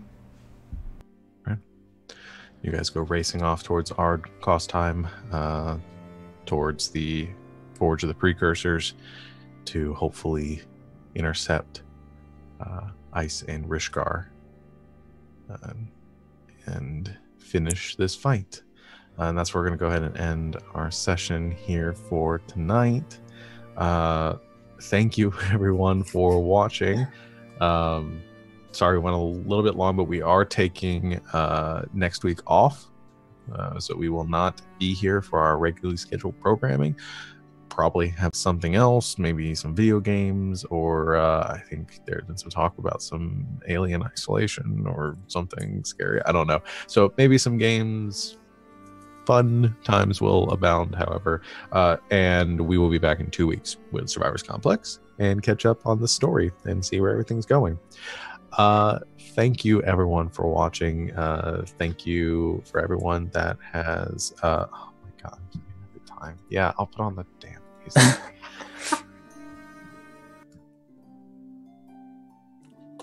There, is it on? There we go. All right, so thank you, everyone, for listening and watching and enjoying. We appreciate all of you so much. Congratulations again to our giveaway winners from the previous week. Hope you are enjoying or will enjoy your prizes. Those will be getting to you soon. I promise. They are already on their way. Tune in on Monday for another episode of Apocrypha. Again, sorry for the last minute cancellation last time. Life happens, but we will be jump right back in with the story this Monday. And on Thursday, we will have our next episode of Tidefall and be picking up on this story there, as our heroes had just escaped narrow margins against some creepy crawlies in an underwater cave. I'm not going to spoil anything since some people they might not have watched it yet, but go catch up. You still have a long weekend ahead of you. Those of you United Statesians that are watching this, if you use your Monday to catch up on Tidefall if you can. Otherwise, that's about it. We'll see you back here in 2 weeks and have lots of fun and good heartfelt times then. But until next time, thank you all for watching, and good game, and good night, Internet. Good night, Internet. Good night, Internet.